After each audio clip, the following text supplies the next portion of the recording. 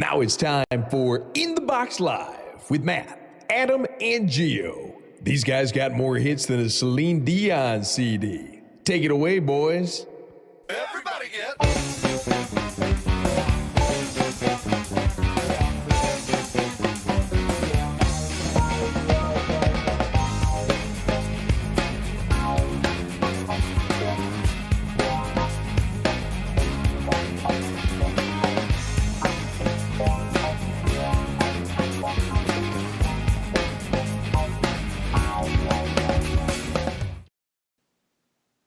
Whoa.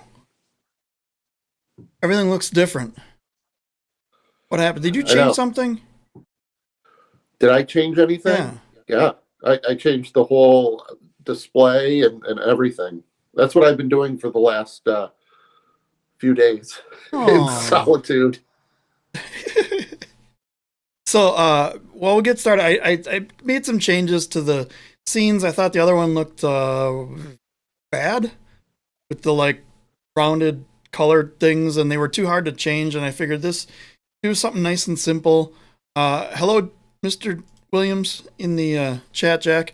Jack, if you're interested in making some little artwork or doodles or even lines or decorations or something for down here and up there or something. Or something to cover his face. Yeah. His face.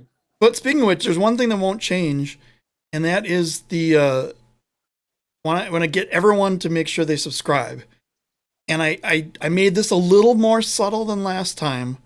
Well, just hang on. It's a little subtle. Okay. You may miss it. Okay, so I won't blink. But here you go. Just to remind you. So there's our subtle reminder to subscribe. I missed it. You missed it? Oh, here. Oh, okay. So. Well, now we don't have to point. We can just, it covers our face. Right. The more people that subscribe, the more times I'll do that. All of a sudden, subscriptions sail through the roof. Reverse psychology. Right. That's good. Please do not subscribe to our channel. Actually, we don't really care. I mean, we do, but we don't. Right. So in a few minutes, we have special guest Joey Zanaboni from the St. Louis Ambush, the new broadcaster for play-by-play announcer for this season. He's very, very low-key, kind of has a Brian Ackley-like monotone voice, doesn't really sticks to the game, doesn't really say anything special. Doesn't it's just I think that's what he's lacking. Yeah. And hopefully tonight we'll kind of get that out of him a little bit. Maybe. He needs more bull sharks than salamis. Je ne sais quoi. Yeah, that's exactly. What he needs. As the French people say, I have no idea. Right. So the big news, indoor soccer, the NISL has their fourth team, the Rome Gladiators.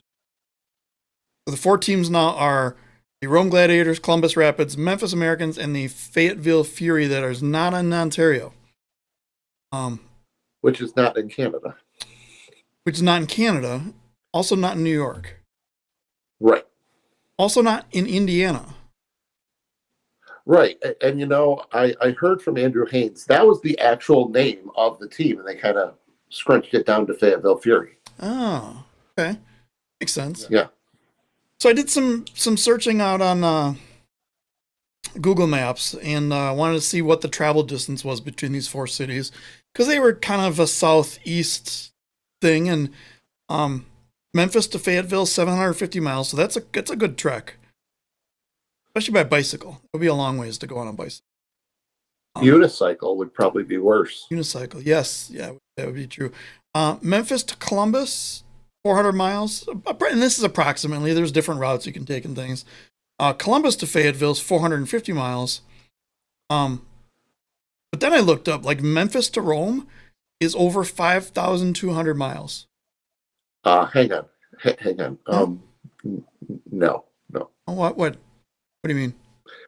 See, I think what you did, I think you might have done another Rome in another country, because that doesn't make any sense. It's Rome, Italy.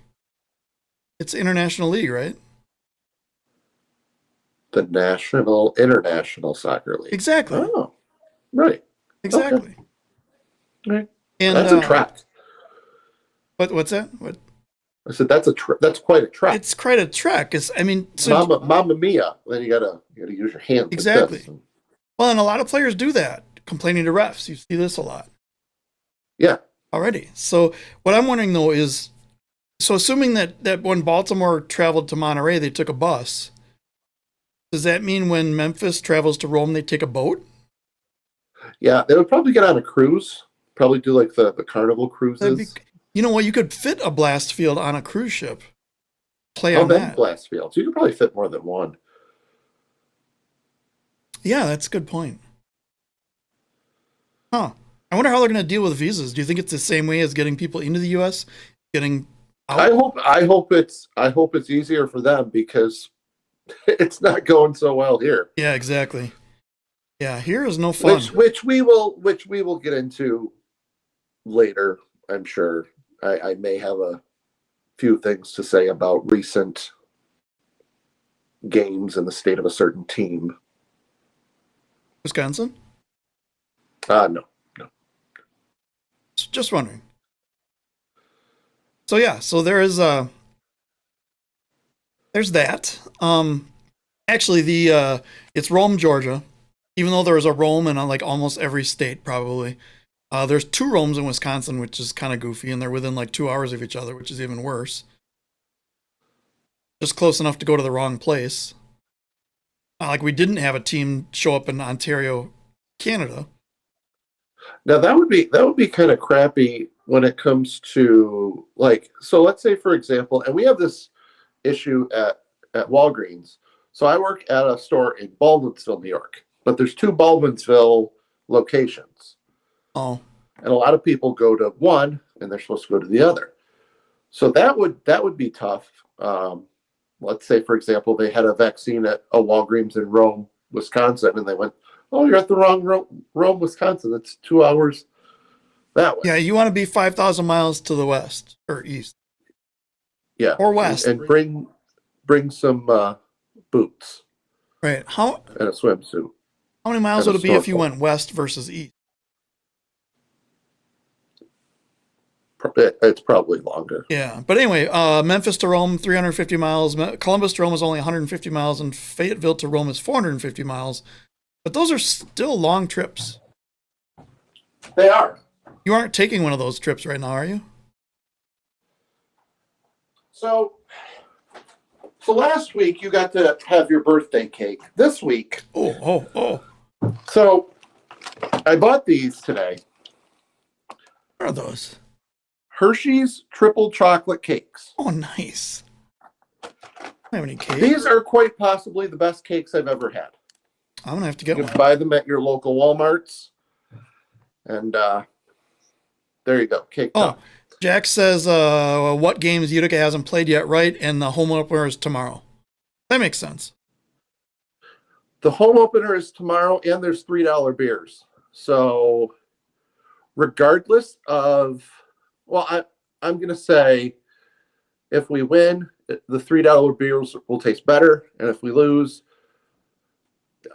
I may You'll have more of them. Go in the box for an hour. And the number of beers is directly related to the final score of the game. I'll just say I drank more beers before the game on Sunday than goals they scored. Oh yeah. What if you have to have a beer for every goal they score, and then they go on a tear and win like 15-3? That's fine. That's fine. It shouldn't be a problem. Not going to happen, but I mean, if they play, and we'll get into this. If they play the same way as they played the first quarter. Yeah. Let's save that. All right. We have 4. I told Joey 4 minutes. I have something. Is it cake? Well, I ordered something online from Chewy because I did. Well, because why not? I don't have a dog, but I ordered some dog toys that are corn dogs in a corn dog basket. I'm gonna open one of these up because Oh, This sweet is Lord. possibly the coolest thing I've ever seen. Corn dogs in a corn dog basket, and they're Velcro detachable. Oh my God. And I ordered 3 of them because why not? Have we lost viewers? Have we lost viewers after that? Have we lost viewers? If we haven't lost viewers by now, yeah. Well, I mean, cakes. I mean, people relate to cakes. I don't know if they relate to Velcro dog chew toys. But they're corn What's dogs. better so than I a guess corn it's dog than a Velcro corn dog? a cake that I can eat. Okay, you in there. You in there. Okay, well, I got nothing else. Good night, all. Yeah. Did I freeze? It looks like I froze. You froze. You're moving now. No, maybe a little bit. Oh, okay, great. I don't know. As long as the audio works, I'm fine. Audio, yeah, right, yeah. So as people know, Matt's been struggling with his phone, and it turns out, I think I said this once, turns out your phone, the exact version of your phone is the only model iPhone that has major problems with this platform we're on. But we found an older version, and it seems to work well, better, slightly better. I mean, it works. It works. So I think if you unplug your phone, I don't know what your battery's at though. That's the other issue. That might make it either better or worse, or the same. All right. Well, hang on. We got a few minutes, right? You can Good. give me like 2 seconds. I'll be right back. Uh-oh. Oh, 43%. Here we go. I'll just sit here and talk to them. Well, bye. All right. Well, how's everyone doing? Here we are, all alone in my lonesomeness. I think Matt is doing something that will, I don't know what. But yeah. So I'm gonna send the link to Joey in just a couple minutes. Oh, I'm not gonna repeat that one, Brad. Matt's back here. There you are. You see, that's much better. Yeah, but it was like this. It was like this when I first came on, and then it just started doing whatever. But all right, well, let me. Well, we'll leave it like this and see what happens. And yeah, sounds good to me. Let me share a link and what happens here. Oh, let me share the correct link. Yeah, you probably that's probably a good idea. Because that matters. Being correct matters. It does. It does. All right. Link is sent. We want to start a topic and then he'll join and then we'll forget about whatever we talked about. That seems to be how things go. Usually, yeah. I figure we'll recap the games and do our picks and stuff after Joey's done. Yeah. Yeah, we can do that. That sounds good. I did ask Mr. Brian Farber about the new ball. So I said, what's the difference between this year's ball and last year's, other than the weird design, the 90s Jazz Cup design? He said last year was a thermally molded star panel ball that simply was not durable enough. The new ball has more grip for sole and skill, as well as a 32 panel hand sewn design to make it more durable. It also has a small amount of bounce reduction to keep the ball from bouncing like crazy. That would be cool to add into, like, when they mention the balls on broadcasts and stuff. Like, this has soul. But the problem is it's no longer Slippery balls. It's just a soccer ball. I would imagine. I mean, if we kicked around that ball, I'm sure it's probably slippery. Well, if we did, if someone who knows what they're doing does, that's maybe another story. Oh. Well. Oh, here we go. Hang on just a second. Oh, here we go. Good things are about to happen, folks. Welcome to In the Box, Mr. There he Joey is. Zanaboni. Hey, how you guys doing? We are doing great. How are What you? we're doing. Good, good. Glad to be with you guys tonight. Yeah, glad we could have you. We were going to do this a couple times, and we finally got it figured out here. Yeah, it's awesome to be with you. Yeah, so of course we have all sorts of questions for you. For those who don't know, Joey is the new play-by-play announcer for the St. Louis Ambush. started just this season. So you've done, what, 3 Central Cup games and 2 regular season or 1 regular season? 1 regular season game. Yeah, I think this will be game 5 coming up on Sunday. Yeah. So, first of all, let's just take a quick time out here. If anyone hasn't seen any of the games, buckle up. This may be a shock to you what's about to happen here. So I'll just say that. So Joey, let's start with some basic questions. How did you get into broadcasting? Well, it's a lifelong dream, really. I mean, it's something I've wanted to do since I was a kid, and I've been really fortunate. I've been extremely blessed in my career to work consistently since 2014. That was my first year with the Derby Twins, the Jayhawk Collegiate Baseball League, Summer Baseball League in the Wichita and Greater Kansas area. And yeah, kind of just snowballed from there. I've done everything from collegiate soccer, collegiate basketball, volleyball to dog racing, and now junior hockey, minor league baseball, and professional indoor soccer. What do you call a dog race? I learned more from one season of the dog track than I think I have from any other stop, any other venture I've done. It's a lot of fun. You learn a lot of great lessons at the dog track. Don't make too much eye contact while you're down there. That's how you might get knifed, would be one of them. They're good. They're life lessons. They may not be good life lessons, but they'll keep you alive. So that's a lot of 80s music. Actually, you might appreciate that. A lot of the dogs are named after 80s bands. That was a very consistent. REO Twisted Sister is one of the dogs that I remember. A lot of dogs in that business are named after 80s bands. But it's just fun. It's very fast paced. It's a 540-yard track, and I never saw a dog finish above 34 seconds. wow. And I never saw a dog actually finish below 30 seconds. So it's very, very close, but you learn that the biggest thing is that if it's less than 1 dog length, don't announce a winner. You just say results to be confirmed. You never want to give anybody the wrong information before they cash a ticket. So it's a lot of build up, and then all of a sudden it's hey, hold on 1 second, guys. Oh, that's great. So how did you get involved with the ambush?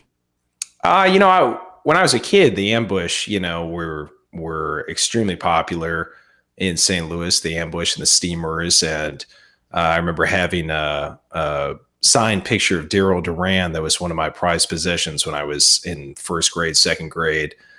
So it's a lifelong dream to be involved with them. With the modern iteration of the franchise, I was in Sioux Falls, South Dakota over the summer and just saw that there was an opening, and it just felt right. It felt like it's something I really wanted to do. I make my home in the St. Louis area, which is my hometown in the winter, and it just felt like something I really wanted to do and to see if I could be of some service and entertaining the fans.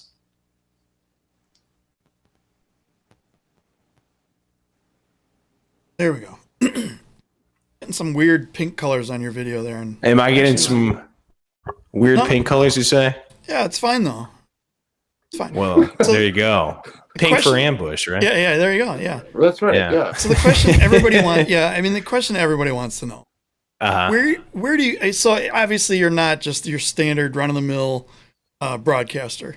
Well, which and I think we'll get into that a little bit. I think what's going to happen is you're going to get a dozen, maybe 20 people that are like diehard indoor soccer fans and have been for 40 years, who are going to absolutely hate every single word that comes out of your mouth. And then you're going to get people like me who are just, first game of the Central Cup, I'm like, who is this guy? What's with the weird growl? And then you said your first tagline, I'm like, what the hell did you just say? And then by the end of the game, I'm laughing my ass off.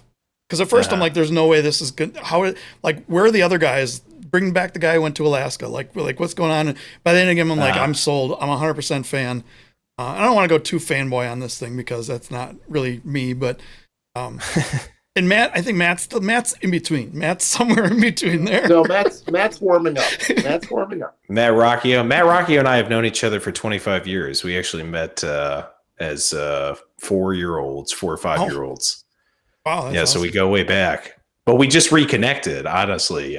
We were looking for a color commentator. He does talk radio here in the area. And yeah, I mean, it had been a little while since we'd really, hung out, but lifelong friends. So yeah, that was a good choice. And it's been special to just reconnect with him personally and professionally.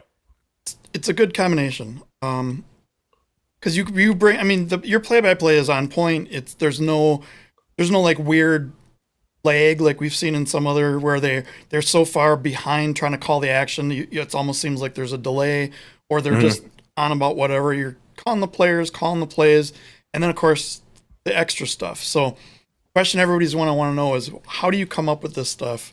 Do you think of it beforehand or write it down and bring like notes, or is it all off the top of your head, or? Well, there's a story about a Chinese magician in 19th century London whose big trick, his prestige trick, was pulling a bowl of goldfish out of thin air.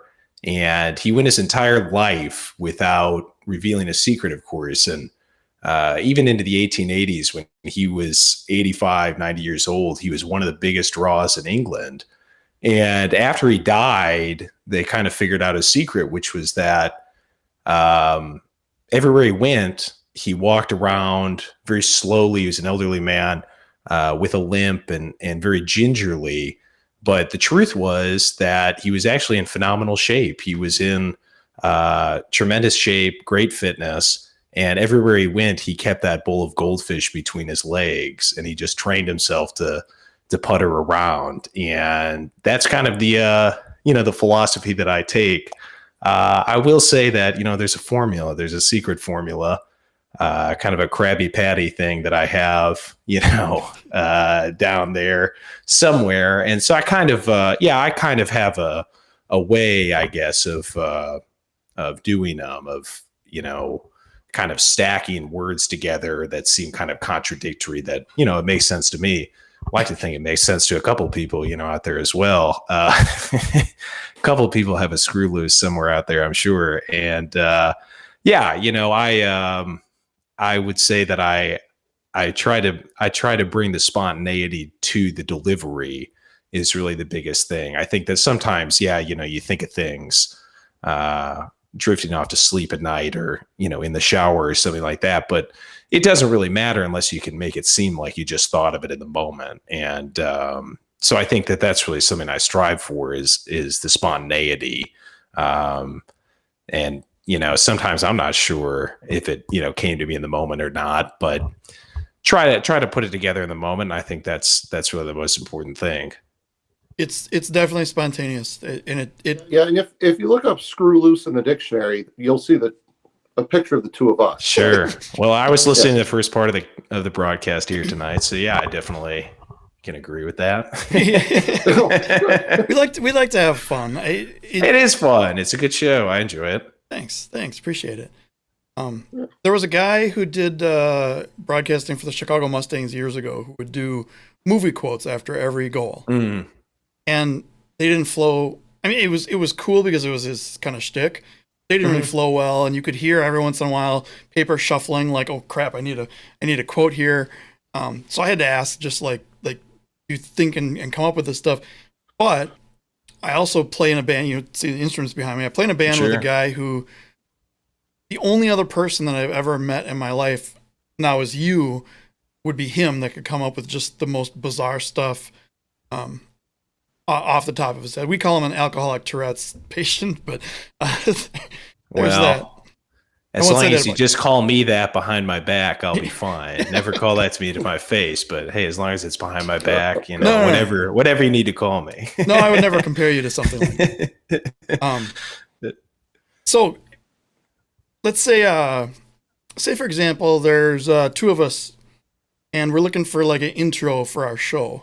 And say, for example, I could go back and record this and pull the audio off. What would you say for an intro for our show? What would I say right now? Yeah. In the box. These guys got more hits than a Celine Dion. You CD. can't use that one. Sounds a little bit. Adam, use it. These guys Use got it. more hits than an Ariana Grande CD. Oh.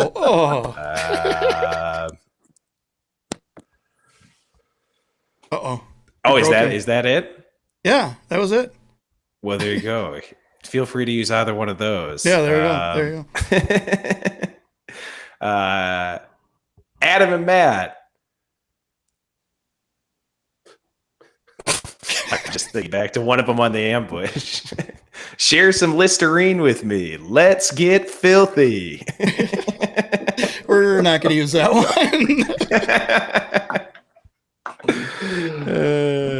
So, how are you liking the ambush and the team and the players? And I love it. Yeah, I love it. It's awesome. It reminds me of going to the games, when I was a kid, and you see the youth games, especially that they play at halftime. And I think we had the St. Charles Youth Soccer Association out during the first regular season game. And yeah, that was, me.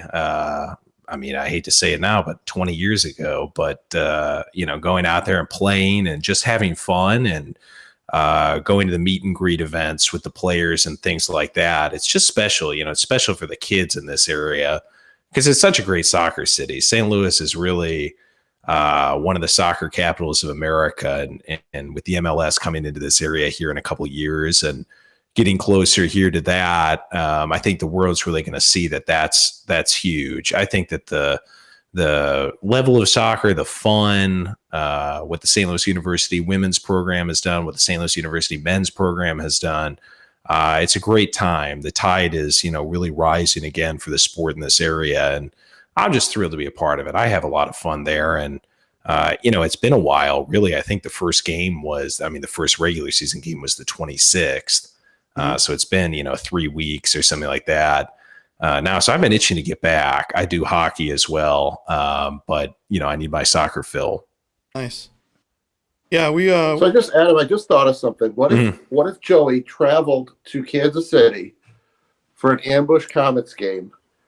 Nick, Eric, and Joey in the booth. Well, hey, I've got many friends in Kansas City. Yeah, I actually went to college at Rockhurst University with Nick McDonald, one of the forwards there with the Comets. Great guy.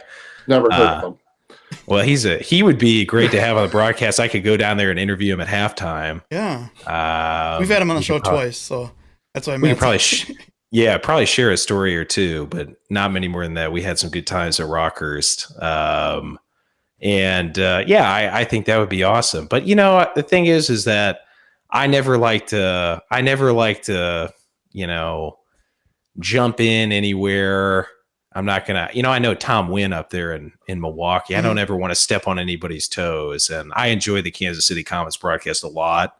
When the ambush went there, I think on the 27th, the day after they were there at St. Charles Family Arena for the opener. And I just enjoyed it a lot. I don't like to, step on people's toes, but if they'd like to have me or, find a way to, just give me a little FaceTime or something from St. Louis, that'd be awesome. Yeah, there you go. Thought of something else. The St. Louis has an annual mascot game. Yes. But I don't think they ever show it on the broadcast. So I'm going to send a message. You want to see it on the broadcast? You want to see it on the broadcast with you announcing it? Yeah, I'm trying to think back if I've ever seen kind of a live. It's been a good tradition. I would love it. I think that'd be awesome. Oh yeah, absolutely. It's just fun. Yeah. I'll message Shelly and say, hey, you got to make this happen. You're the owner. Make it happen. Sure. You're there anyway. It's not like you're... Right. They don't have to pay me more to do the mascots. Right. Yeah, exactly. There it is. I just went on record as saying that. Now I can't. You can't ever take that back. What mascot game? No way I'm not doing that without extra pay. I've had some good experiences being the mascot. I was the mascot in high school once, and you get a lot of you get a lot of appreciation for what they do, especially in high school. There's a lot of physical abuse that comes with being a mascot. When you're in high school, you're running around the crowd. They're all your friends. They don't know a person's in there. And it can get a little bit rough and tumble at times. So what's the craziest? Well, I think the dog track. I was going to say, what's the craziest situation you've ever announced? Craziest situation. Well, I think this is kind of topical because Tyler Matzek, the reliever for the Braves, who just won the World Series and was a big hero in the postseason, was part of this team. And in 2018, in independent minor league baseball, Dallas area with the Texas Air Hogs, I was the announcer for 3 years, so 2016, 2017, 2018. And the last year I was there, they partnered with the Chinese national team. And so 2/3 of the roster was players from Team China, which was trying to qualify for the Olympics and the World Baseball Classic. And yeah, it was a crazy summer. I mean, it was unlike anything I've ever seen in baseball. I've worked in minor league baseball, I think, for 7 years, and it was definitely the most unique experience I've ever had. Learned a lot, had a lot of fun. 2 players from that team, both of them Americans, Tyler Matzek and Dylan Thomas, have gone on to play in the major leagues. So there was a lot of talent. We went 25-75, so we were not really lighting up the win column much, but it was just fun. It just was a cultural experience that really can't be replicated, I think, ever again. The Chinese national team came back again the next year. I was with the Johnson City Cardinals, so I was not with them for the second year, but just learned a lot of interesting times, fun times, and I think just kind of a delivery of American innocence. It just sort of seen these young gentlemen from China come to America and learn about our culture and learn about the world of minor league sports in America, and come to understand a lot about our country and about that lifestyle. It just was irreplaceable. It's something I really treasure quite a bit. Nice, that's pretty cool. I know they go crazy with training in whatever you're in China. I know there are Chinese Taipei puts out it's like a weird hotspot for professional pool players. I'm a big pool player myself, and they have like pool universities and schools that they'll start at age 5 or whatever, and here's your pool cue, and go and start and learn and just really dive into it. It's really a fascinating thing. In China, baseball is such a niche sport. It's kind of like what handball would be in America. I remember reading in the World Baseball and Softball Confederation's online publication that about 100,000 people in China participate in baseball. And I remember thinking, well, 100,000 people is kind of a lot of people. Then you remember there's about 1.5 billion people in China. So it's a tiny, tiny fraction. And yeah, they start later, where I think kids kind of try other sports that are more popular in China, and then end up playing baseball when they're maybe 12 or 13 years old. And so, yeah, to come over and play, professionally when they're, some of them were only 18 years old. I think probably the median age was probably about 25. They'd only really been playing for 10 or 12 years, versus players who were 30, 35 years old and had been playing for 30 years professionally from America. It was just a learning experience, but they brought a lot of determination, and to see the improvement that they made was, it just was fascinating. Cool. Matt, what do you got for him? Well, you kind of took one of my questions, the most interesting thing you've ever called. So what are your, I won't say goals, but what do you think, how well do you think the team's going to do this season? I think we got a really strong team. I think Mo Di has been one of the best players so far in the MASL. I think he's been just awesome. That first game, November 26th, it was close. There was an empty netter late. It was 5-4 and became a 6-4 game. A lot of credit to Kansas City. Obviously, they've been extremely strong and, had pretty much their whole team back from last year. A handful, really more than a handful, a couple of handfuls of injuries for the ambush in that game. And I thought they still played pretty well, gave up, that late goal and lost by 2. But I thought it was a strong performance. I liked what I saw in the Central Cup. went down and won against Dallas pretty convincingly, had a nice game there. And I think it's really going to be a very good season. I'm very optimistic that team will come back and win here on the 19th and win on the 30th, go back to Dallas on the 31st and close out 2021 strong, really get a boost going into 2022. I'm extremely optimistic. I don't do a lot of, kind of pointing to a position where I think we'll finish and say we'll finish in the top whatever or anything like that. But yeah, I think that Greg has a really good roster. Everybody is getting healthy here and starting to come together with the season.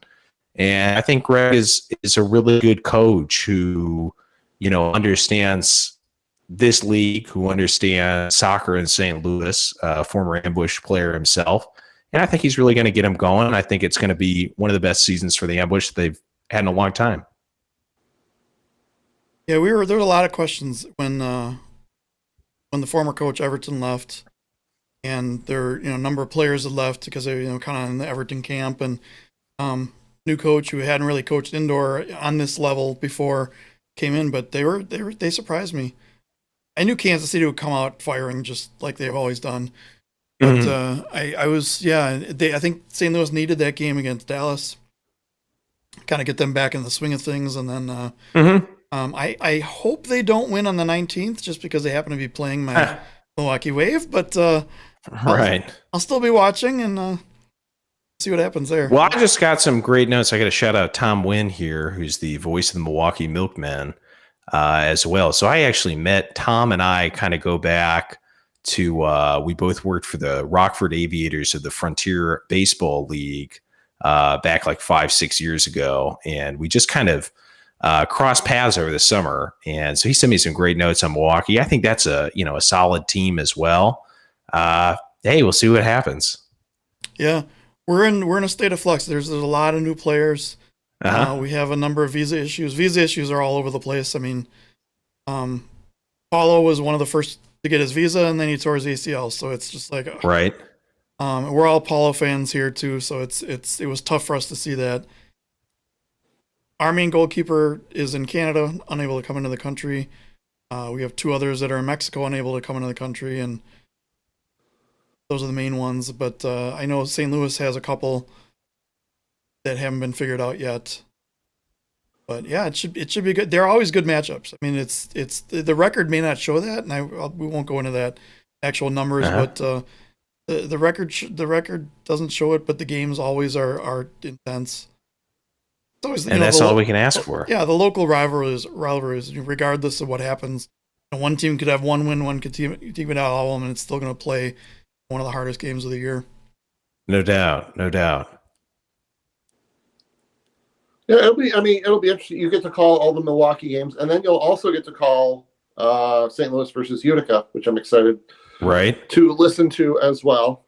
What is that, January? I think that's in January. So. Oh, yeah. Well, it's been a lot of great fan support up there from Utica. They seem to really love the broadcast up in Utica. So keep on going up there. So that's New York State. Is that right? Yep.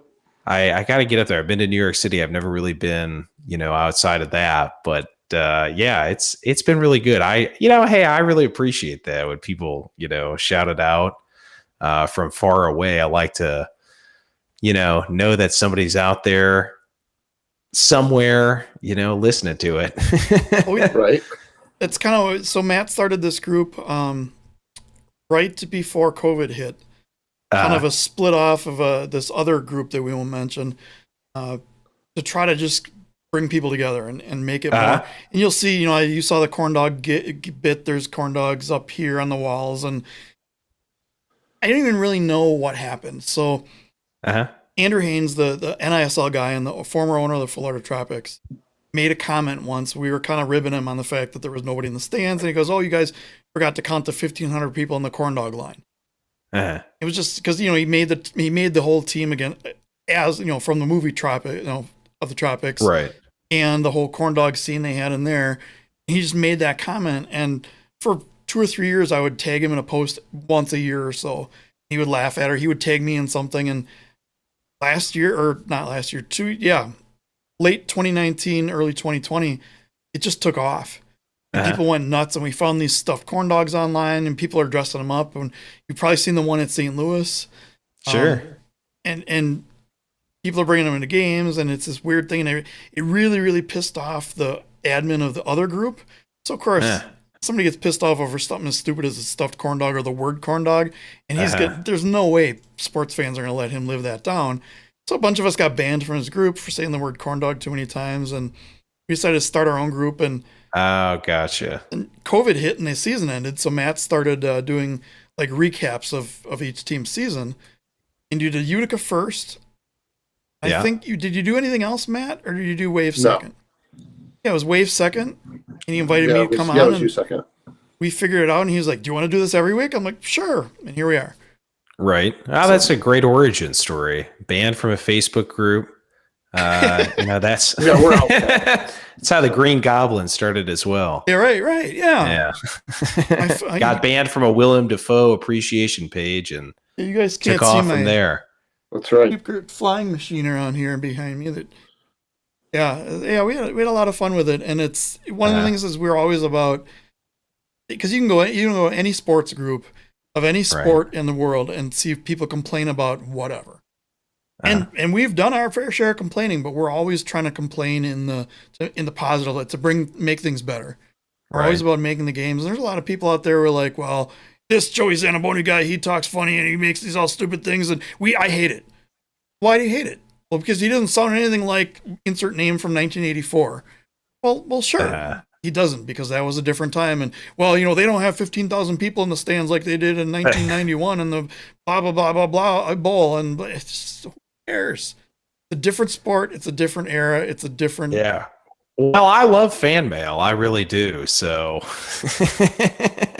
whatever the stripes on it, I love a good, piece of fan mail. Hey, it's fun. I enjoy it. I enjoy entertaining people, one way or the other. I hope people like it. I enjoy it. I don't spend a ton of time on social media outside of, work, I guess, and kind of, the professional setting. I've kind of, insulated myself personally a little bit, I think, as a result of, just spending time on it professionally. So I don't get to a ton of them.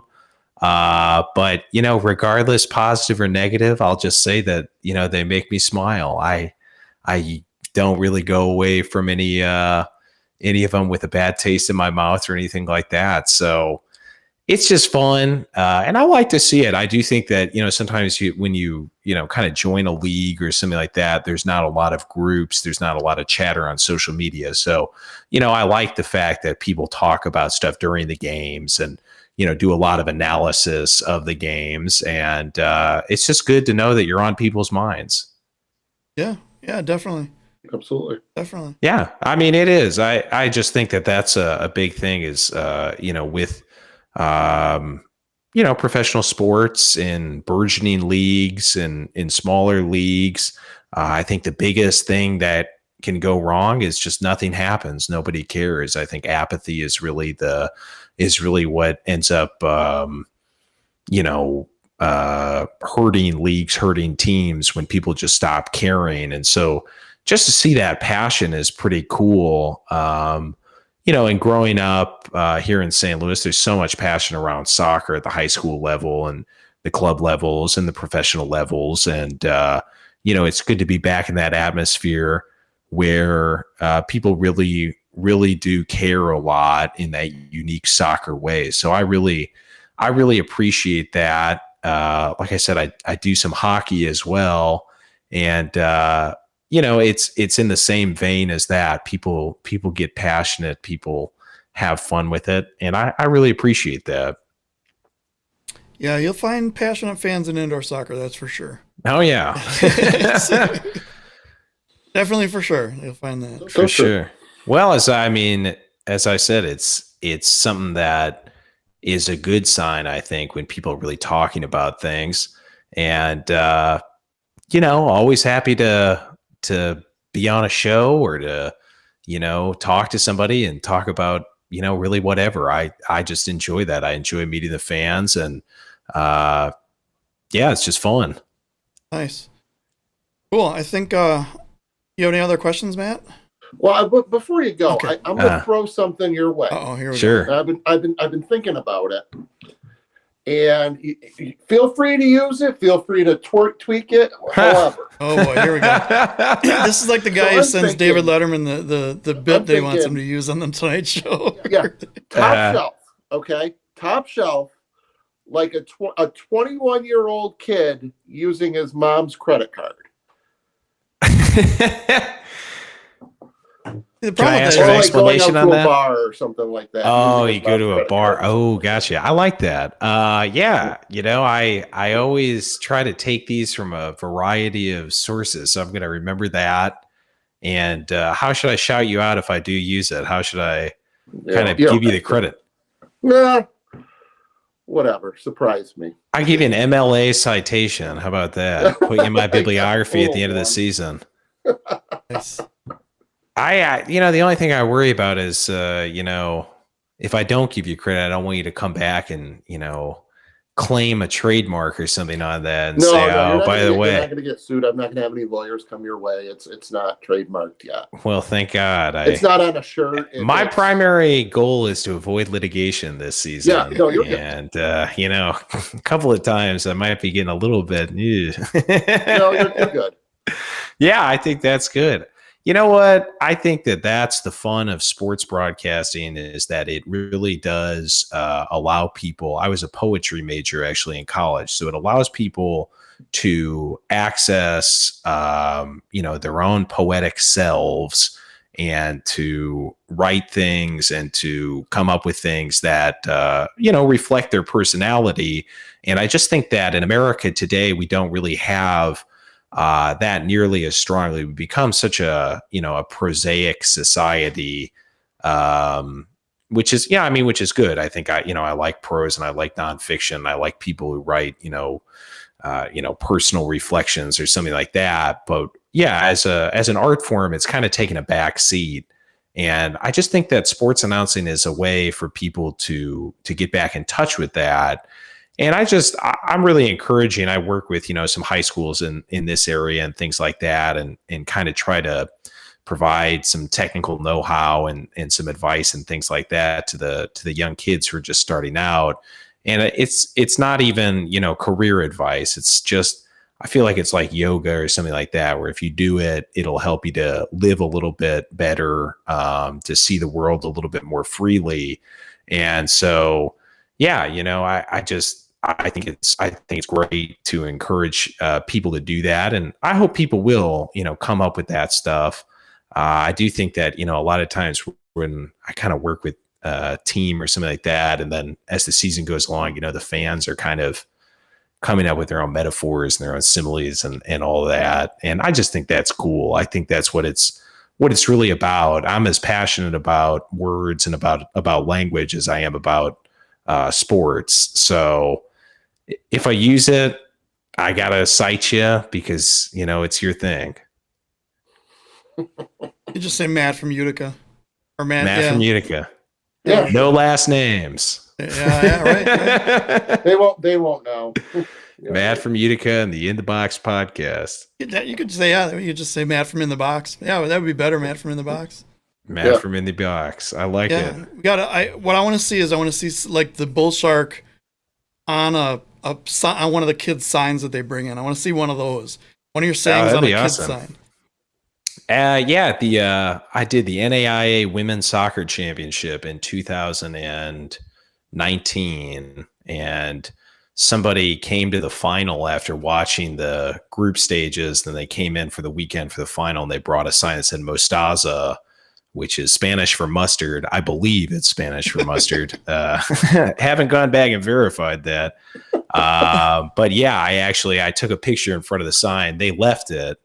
After they left, they just left it on the bleachers, and I went and found it, which I don't know if that's a good thing or a bad thing. Obviously they put the time in to make the sign. It wasn't, I guess, worth carrying back out to the car, but yeah, I took a picture with it, and yeah, I hope it happens. The bull shark, loose salami to bull shark aquarium. Be careful what deli meats. Yeah. Google Translate says Mostaza is mustard. So Is mustard. Well, thank God. I've been riding that one for about 5 years now. Yeah, you don't want to. You accidentally insulting an entire nation. I'm a big fan of condiments, and Yeah. you gotta shout those out too.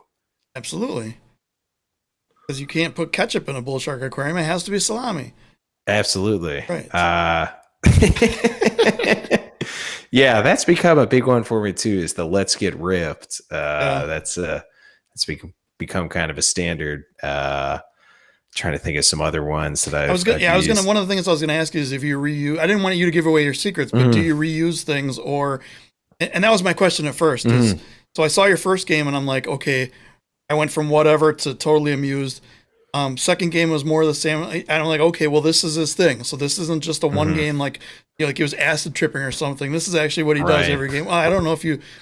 Okay. No. So then the third and fourth game, I'm like, all right, now I have to watch every single home game because I want to see if he can come up with something new for every game. And then I saw your the 2.5 minute baseball clip, and I'm like, holy crap, he has something new for every game and every scenario and everything. That's amazing. Well, I will say I use them across sports a little bit. If I say something in a baseball game, I might bring it over to a soccer or hockey game if it kind of fits, but I try not to reuse them too much. If I use it twice, that's kind of my rule of thumb, then I kind of just drop it. And I think that part of I kind of think that, maybe trying to come up with new ones has actually been a little bit of a hampering kind of thing. Cause I think if you say something a lot, people become more familiar with it. They kind of latch onto it. But that's just the fun of it. I have fun trying to see kind of what can I say in the moment, or what can I come up with? What can I think about? But again, there's just a formula to it, because I kind of see it as trying to take, cliches a little bit, or stalwart phrases, that just are used to describe everyday plays. I mean, you're going to see a goal every game. You're going to see a great save every game. You're going to see in baseball a strikeout or a great catch or something like that, pretty much every game. So to, just to go in and try to put a new spin on something that people are familiar with is, kind of part of that formula. So, crushing it like, smashing it like, or just kind of like the starting places, or, let's get ripped, just the starting places, and to see how can you kind of, grab that, make it into your own thing. I mean, it's an appreciation for the sport. I really do. I love, sports announcing. I love listening to, on the baseball side, Vin Scully and sort of the old, Mel Allen and stuff like that. Cause I love to see, back when those phrases were new, before kind of things really got settled, how did they approach the game, and how did they kind of put the original spin on it? And just over the passage of time, those become, they become a little bit stale, and how can you kind of honor that tradition while, just having fun with it is pretty much at the heart of it. Yeah. As a joke, we were going to come up with like a bingo card for a certain broadcast out east that we won't of things like, this is going to give it away. How many times they mention their tiny field? How many times is there this happening? How many times does the guy say, oh, there's nothing the goalie could do there? How many times do they say, oh, the next goal is really important here? And I think with your bingo card, we would need a couple more spaces. Right. Yeah. It's hard. I really just have a lot of appreciation for anybody who does it, especially with a sport, if you're just starting out in the sport. It's tough. It's like trading stock, is you feel like you can always do it on paper, and you always think theoretically I would, buy here and sell here. And then when you kind of get into the moment, it's much, much different. There's more pressure and, just the emotions and sort of managing it all. It's a great blend of rational and passion, logos and pathos. It's just hard, it's a tough thing. And, I have a lot of appreciation for people who do it. I just think that, sometimes it's just about loosening up. It's just about having maybe a little bit more fun. On my end, they'd probably say it's about having a little bit less fun at times. So, it goes both ways. I understand that. So, I just have appreciation for them, and I've had a lot of fun meeting all the guys kind of on Twitter who do it, and on Facebook. I haven't met anybody really in person except for Tom. Just because we've crossed paths in the baseball world a little bit. But yeah, I've enjoyed it, and it's a good spirit. It's always nice to know you're part of a good community who, support each other and just have fun with it. Yeah, that's definitely what. Yeah, for the record, there's absolutely no way I could do what you do.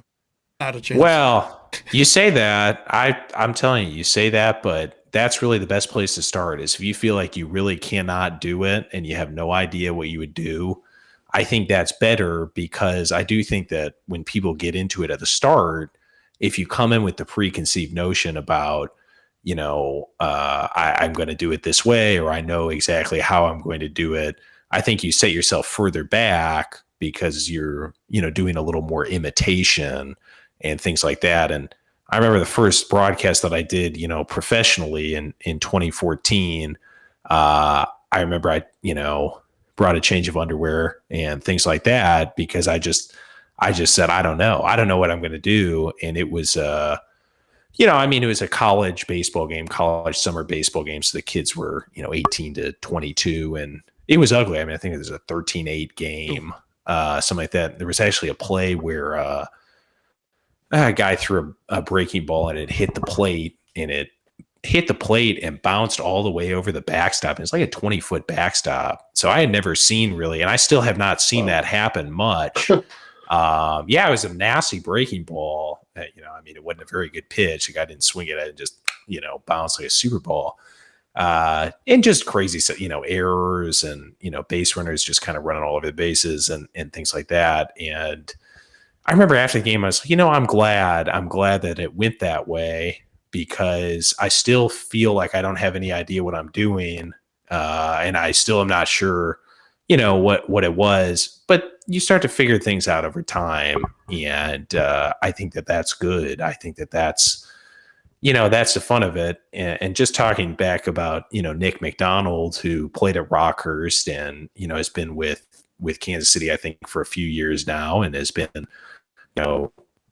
kind of a veteran presence now in the MASL. We were talking before that Central Cup about a month ago, and he said one of the first things he said to me was, "I'm still learning," and I thought that's a great attitude. That's really what's pretty cool is doing something for a few years and being able to say, "Hey, I'm still learning," and that kind of set the tone for how I kind of wanted to approach this season and am approaching this season is, still learning, still growing, and still trying to absorb the lessons that come up each time.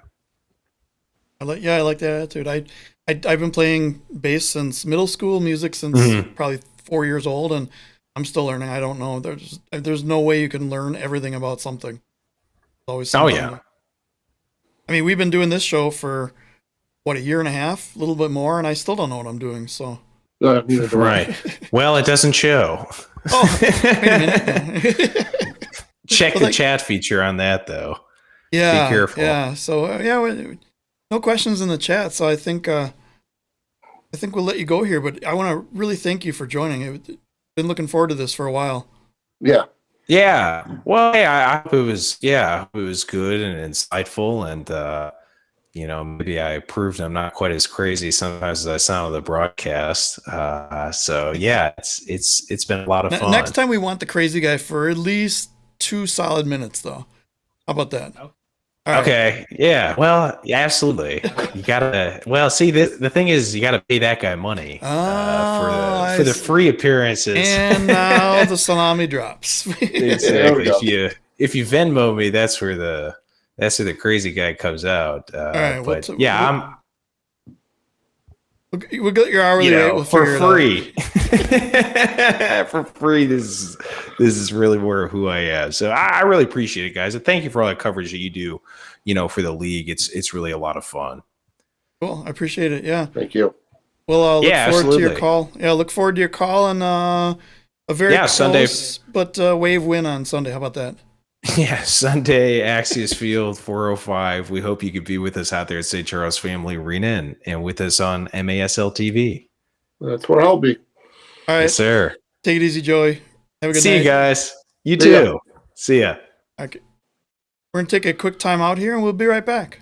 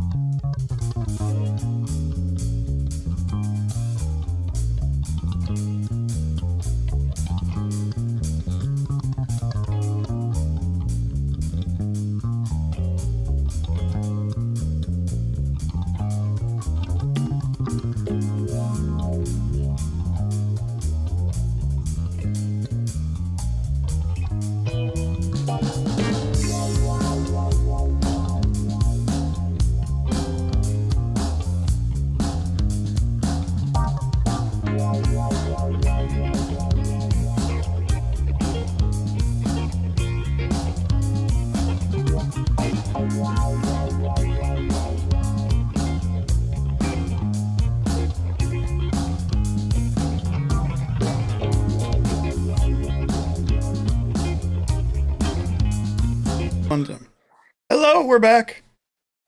Wardrobe change. A slight wardrobe change. Oh, I just took the jacket off and now my arms are cold. Oh, there you go.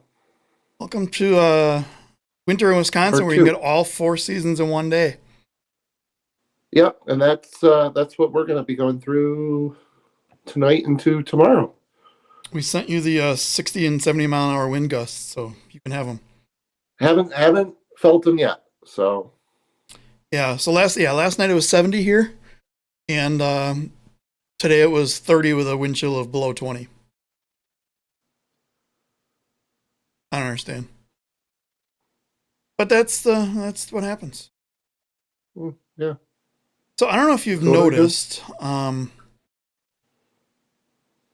there are a number of new people in the box.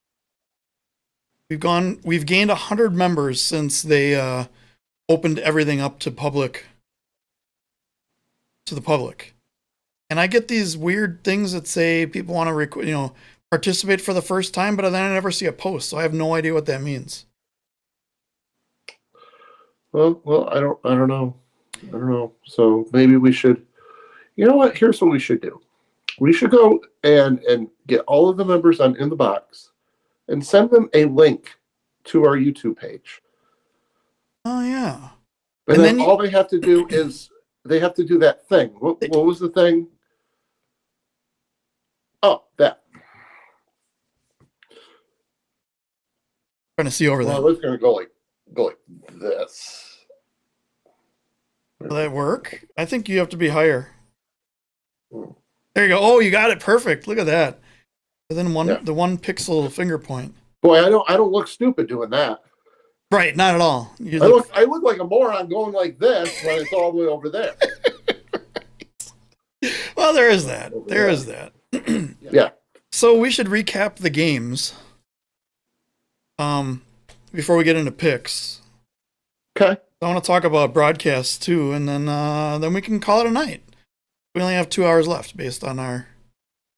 Well, no, we got recap, predict, recap, broadcast, predict.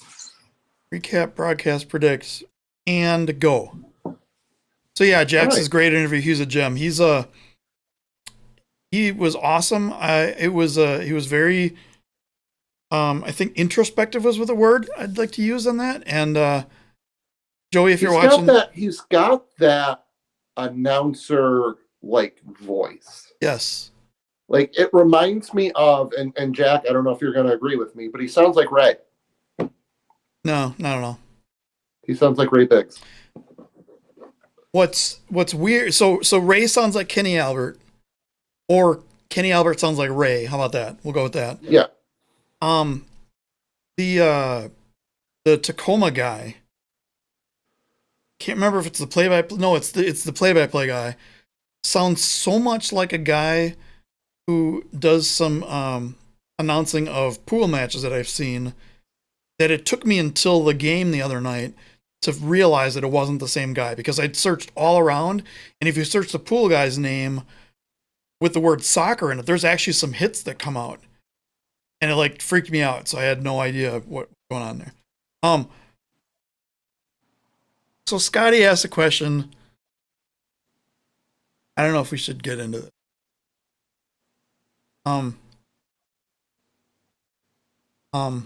So Scotty says, speaking of members, when will we see the return of Geo? Let me take 15 seconds to talk about this. Yeah. So we're gonna take 15 seconds. At this point, Gio's got a lot on his plate. I mean, he's doing the Baltimore thing and his job, and we want him on the show. We do? Oh yeah, we do. Yeah, we definitely do. He has an open invite to be a guest on the show anytime. Yeah. And that's where I'm gonna leave it. Yeah. I think what happened was he switched careers, like not even jobs, just completely career change. He's more into a sports type career now. At the same time that he got brought on the Blast to do social media, the podcast, what do they call it? The Blastcast, and a bunch of other stuff. And I think all the stuff. So the reason he left back in whenever it was April was because he was trying to finish school and he was trying to do all this other stuff, and he just didn't have time for anything else. And I think what's happening is similar to what Joey said at the end of the thing. You got to pay to get that guy. I think the ones that pay are probably going to be more of a priority, and I absolutely totally understand. What we are going to do is we'll maybe leave his name in the intro and in the stuff like that, but I would just assume that Gio won't be joining us unless once in a while he does. And I'm kind of just planning on him not being here because it's easier than planning on him and then having him cancel on me at the last minute because he's on 2 hours of sleep for 4 days in a row or whatever. So totally understand, totally get it. And with that, our 15 seconds are over. Are over a minute and 45 seconds ago. So thank you for asking, Scotty. We were going to kind of not even talk about it, but so Jack says, if you ever need a third to come on your show, you know where to find me. Maybe we should go back to that. Maybe we should have guests from fan guests. I'm fine with that. We had Alec on a couple of times. We had we need Bigsy back again. We had him on. I don't remember who we were trying to get on that didn't show up right away, and then we had Bigsy on at the last second. Didn't I mention? Shouldn't we do? I think we should do something like fan predictions, or like where we have someone come on, they predict the games, and if they beat us, they get a corn dog or something. Oh yeah. I was going to say we had Cliff and Lucy on, but they weren't really guests. They were like part of the show for a while. Well, they don't count. Oh, that's true. Well, Cliff does. Well, yeah, that's true. But they're both missing the Wave home opener because they scheduled a trip to Mexico on the same day. Which reminds me, kind of have some bad news. As some of you may know, my wife, Tara, broke her foot last week, and it turned into her needing surgery. She had surgery on Monday. It's going to be 6 weeks, no weight bearing at all. And then 6 weeks in a boot. And then she can start maybe doing like physical therapy and things to get back on. Well, the 5th week in the boot is the week we were going to go to San Diego. And as of right now, we're probably going to cancel that. But we're going to keep our options open and see what happens. So we may not be going out to California. So there's that. So that's the depressing news of the night. For more depressing news, let's recap the games. And we start with the Wave at Baltimore. I don't like this part of the show. Well, we haven't gotten to the depressing part. This game is actually really good. So, okay. Let me talk Wave fans down. I think most of the Wave fans I've talked to are okay. We had a number of new players. In fact, let me bring up the stats for this thing. I'm going to read off I'm not going to read off everything. Wait. Let me just real quick. If Wave fans had an issue with this game, there's something wrong with you. Yeah. So here we go. We had Gordy Gerson, Matt Yang, who did play a bunch in the 2019-2020 season, but has kind of broken through. Tyler Turner, Matos, who used to be on the wave, but hasn't been in the last 3 years. Mario Alvarez, who was injured a lot in that 1920 season. Jonathan Pachar, who's new. Javier Steinwalker. 7 players out of I can't count here. Out of You're probably looking at about 50%. Almost. It's a 16-player roster with 2 goalkeepers. So, yeah, 50%. So half of the field players are either new or were injured and didn't play their last time. And they essentially spotted Baltimore. Now, I know Baltimore fans are going to take issue with this, but the Wave basically spotted Baltimore 1 quarter and 2 goals, and then lost by one goal in overtime. Once they got and you could tell the team was very nervous and things are going on. I mean, Ian Bennett did his thing right from the start through the whole game, but you could tell there were some defensive breakdowns. New goalkeeper. Oh, you know what? There's your other new player. Both goalkeepers are new. Matt Perella started. Augie Ray was a backup who did not play, but brand new goalkeeper. Now, Matt Perella is an excellent player. He just hasn't played with the Wave before.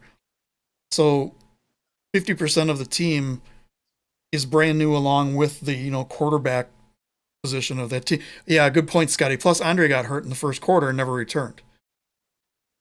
So, Wave fans, we have good things happening and we have good things coming. And the first good thing is going to happen this Saturday. We'll get to that in a second. But I think losing in overtime like that was as close to a win as you can get as a team with still losing. And we got a point this year because they started the point system. So we're not a problem. I'm very excited for what I saw. And I know Coach Jules, who we talked to last week. In fact, if you guys in the chat haven't seen last week's show, listen to Coach Jules' interview. It was amazing. It was one of the better interviews we've had. Sorry, Derek. No hard feelings. But I think it was one of the better one. And Adam G V2 says, I thought as the game went on, the Wave felt more comfortable. The only issue is the Jag after scoring the winning goal. Yeah. And there are still a bunch of players who are still missing. We still have Josh Lemos, Chino, Isaac Pereira out with visa issues. Derek Huffman's out. Rumor has it he's playing this weekend, or playing Saturday at home. But according to the MASL site, maybe not. Because he's still listed as having a 2-game suspension. I talked to him and he said if he doesn't play Saturday, he'll play Sunday. He will play Sunday for sure. Play Sunday for sure.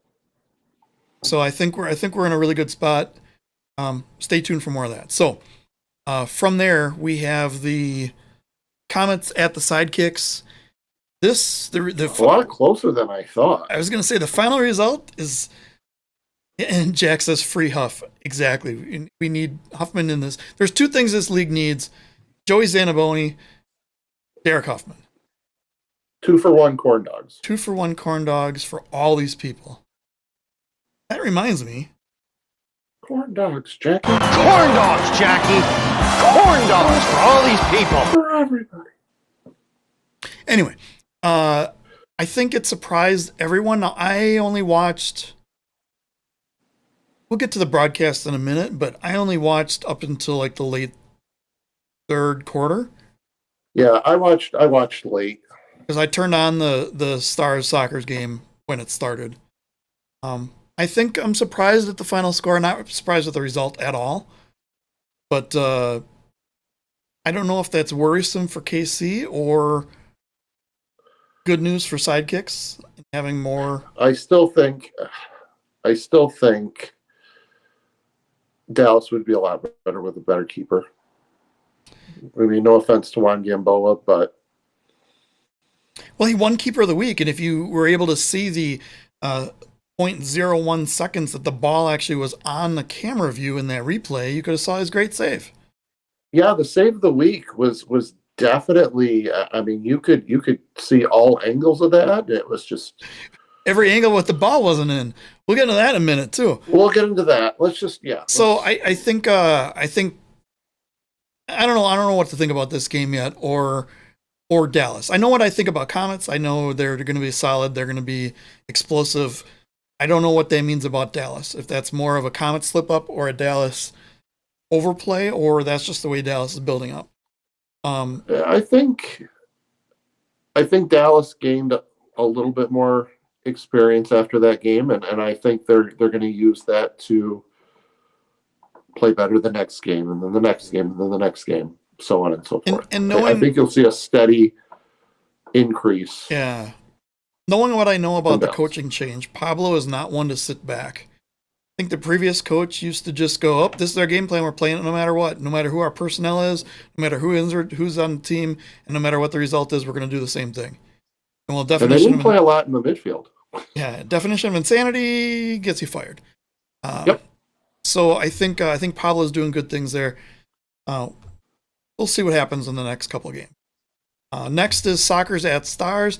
I believe the Sockers scored more goals than they did the entire regular season last season. I don't know if that's true. I believe so. Yes. Yeah, and that was a game of runs. I mean, San Diego goes up 3-0. Tacoma comes back 4-3. San Diego scores 4 goals. I mean, it was back and forth, and then San Diego just said, "All right, well, we're done playing this. We're done playing around with our food, and we're gonna It's if you're in the West, there's some really damn good teams, and we'll get to that in a second too. Because Stars scoring 7 was not any slouch play. I think they looked really good, and I thought at halftime, I'm like, boy, if they keep playing like this, they've got a great shot at winning. It's the whole thing it's gonna be a recurring theme in these next 2 games is playing 4 full quarters of soccer. And actually the Milwaukee game too, because the Milwaukee fell short in the first quarter.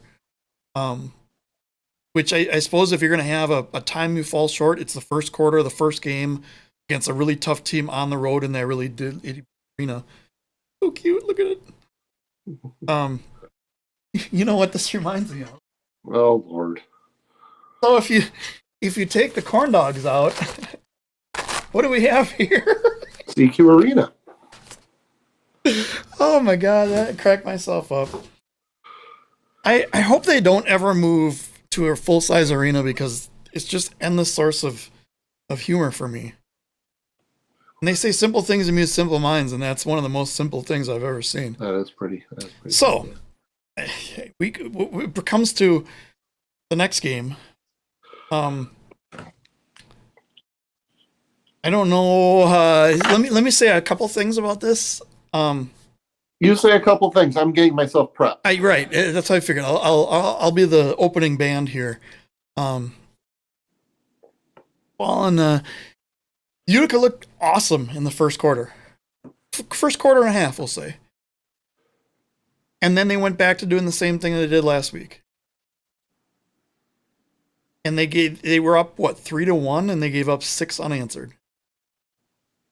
Now, I'm confused because there's a lot of good talent on the team. There are the Blast is obviously a talented team and obviously one of the best in the league, but they didn't look unbeatable. Like the first couple goals Utica gave, I'm like, holy crap, they're gonna own the Blast this game. It's gonna be like 9-2. I mean, probably not 9-2 because the Blast can't just be held to that, but 9-5. I thought that was what it was gonna look like. And I'm stalling for you, by the way. So let me know when you're ready. No, I'm good. I'm ready whenever you are. Jack says, I've decided Utica can't hurt me because New York City FC won the outdoor title, and that's all I need to be happy. Okay, well, everyone has a silver lining. And now back to Matt. And now back to them. So I've stayed pretty silent for the last 5 days. For those of you that don't know, after the 7th goal Sunday night, I got up and left and proceeded to rage quit. I have been a fan of Syracuse / Utica for going on 10 years now. That's pretty much what it was. Those two games were the worst games I have ever seen. And this is including Syracuse in its infancy. This is including the St. Patrick's Day massacre against Mississauga. These two games were awful. I'm not exactly sure how you could let two teams who played the night before, 7 hours away, come up to Utica and get blown out. Now, I'm going to agree with Adam. Utica did look really great for the first 29 minutes. Yeah. Of that game. It's almost a full half, yeah. They had Baltimore on their heels. Moises Gonzalez with a couple great goals. And then they gave up that one goal before half. That was the Max Ferdinand goal? Right. So let's explain that, because I saw a couple of comments and people are wondering, as fans watching broadcasts, and even fans in the stands, unless they're right the way, you can't hear what the players say to the refs. The rule is, unless it's like a top of the arc restart or a yellow line restart or a corner kick, I don't know if there's any others, but if it's a regular restart like that where it goes out of bounds or it's a foul, the player taking the kick has to tell the ref, call the player back and make a 5-yard or whatever the thing is in indoor. I think it's 5 yards. Have them step back from the ball. If you don't, and the reason they do that is because they want to allow fast restarts. So you've seen the times where they get the ball and they put it down, they kick it right away, they kind of, catch the team off guard. That's the reason why they do that. They don't want to have it stop. They want to be able to get the ball back and play as soon as possible. Problem with that is that when people see one person put the ball down and kick it, and then see another person put the ball down, and or what? Let me back that up. The problem is, let's say you put a ball down, you ask the ref back up the player doesn't back up, the person kicks the ball into their feet, and the defenseman gets one of these, it's like a delay a game warning, something, whatever. If you don't tell the ref to back off the player, there is no encroachment. So when he tried to play the ball back to Coughlin, he had never asked the ref to call Max off, and Max, you can't do that against a player with the intelligence of Max Ferdinand. So he was able to pick that up right off, just pick it right off, and he got just enough of the ball to then catch up to it. And Coughlin, of course, was all the way on the side because he was expecting the pass, and they just had no chance. So that was one of those fluke goals, but it was not a referee issue or anything like that. It was that was a mental mistake by Utica, and a lot of the goals they've given up the last two games were mental mistakes. Yeah.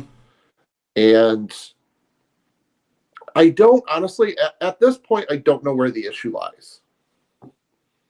I'm not going to make excuses. I mean, we don't have a few of our players due to visa issues. We had two injured, but that's not an excuse. Baltimore played the night before an overtime game, drove 7 hours, and beat the living crap out of us in the second half.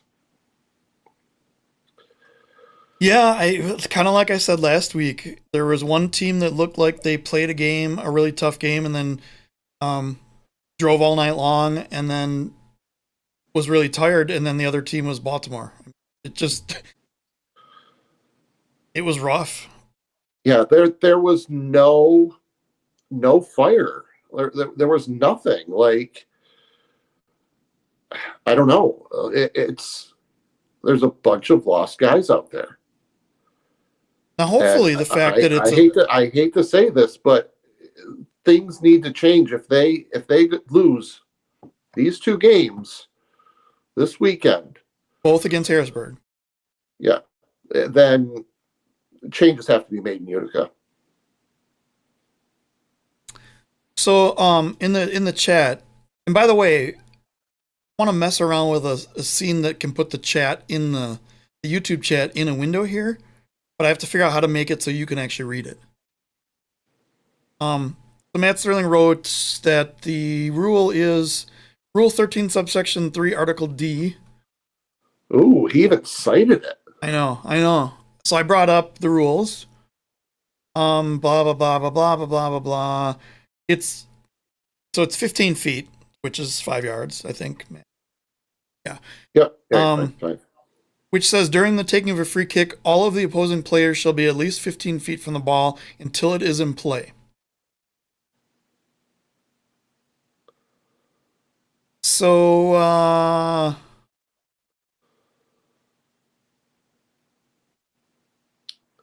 but then Brad said Adam is correct, and that's the way I understood the rule to be. That's how I understood the rule to be as well.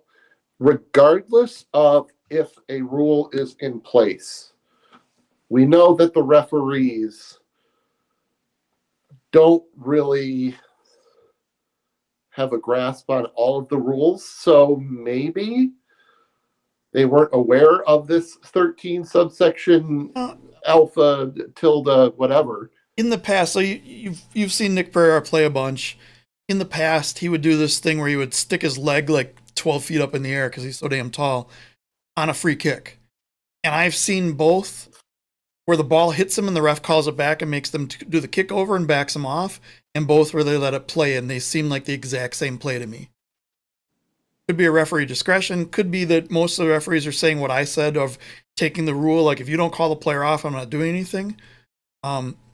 I have seen I thought it was a mental rule or not. It was a mental error. Yep, exactly. And everyone's done it. I mean, we were, the Wave was 1 goal away from beating the Blast in 2018, and there was a weird free kick restart thing that happened and Hoxie scored. And not that we dwell on anything like that or anything, but I don't like Hoxie. Just because of that. But yeah, there's a yeah. So that Jack says biggest problem we've got is a pretty deadly strike force, and they just don't shoot the ball. Like William coughs up a lot of rebounds. That's another thing. Yeah. That's another thing. When you pass an opposing player and then you just kind of like hold the ball, and then you pass it back, that negates the whole thing. So I think in you'll see in my predictions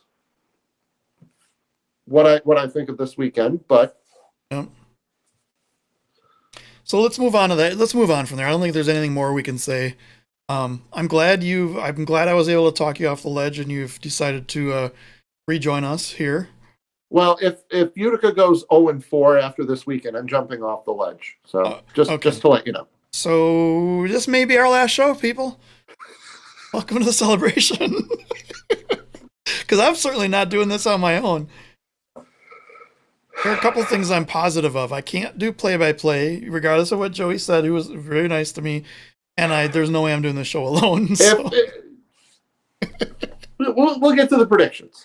I'll tell you if they're going 0-4. All right. Last game was last night. So Ontario has a really bizarre schedule because all of their home games, they have 2 on I think a Sunday, and the rest of them are Monday through Wednesday. Maybe a Thursday in there. But they're all week. They got 1,200 people last night, which I thought was a decent for a Wednesday night right before Christmas. Sure. We'll go with that. Jonathan and Philly and Panda, amazing broadcast again. Amazing stuff. Fury beats Chihuahua, and this is the Chihuahua Savage, which we haven't seen yet, in their new form. Beat them 6-3. Now, this was another case of a team that played 3 really, really good quarters, and then just ran out of gas in the 4th. In Ontario, one of the things they've always stressed is that they're the best conditioned team in the league. And that really showed in the 4th quarter last. Yep. I'm excited about Chihuahua. I not only because I have a bet against Jay, who seems to be mysteriously absent from our his shows lately and in discussions and things. No, he came out with his own the power rankings. He hasn't had another video like putting down everything that we say in this show. which we do appreciate. Yeah. Even if he's wrong, we appreciate it. Yeah. Even if he's wrong all the time, with everything he's ever said ever, we appreciate it. Most things, yes. But it was tied going into the fourth, or was it 4-3 going into the fourth? Let me check. I think it was 4-3. Oh, it was 3-2 Fury going into the fourth, and then Chihuahua tied it up like a minute, 38 seconds into the fourth, and then Fury just ran away with a 3 unanswered. It was rough to watch Chihuahua do that, but I think there's going to be. I mean, first game jitters for Chihuahua, and you're going to see. I mean, some of those guys were from Monterey or Sonora. Kike Cañas. I was going to wear my Cañas jersey. Oh well. Played for Sonora. Cañas played for Sonora and Monterey. Okay. There are a number of players that Puentes played for Monterey. It's basically Popper. What's that? Popper, John Popper. Oh, yeah, Popper that was spelled Pooper one year. And then Juan tried to explain why Pooper means not what it means in English. Pooper. Poopier. Well, it says Pooper. Pooper on it. It says Pooper. French.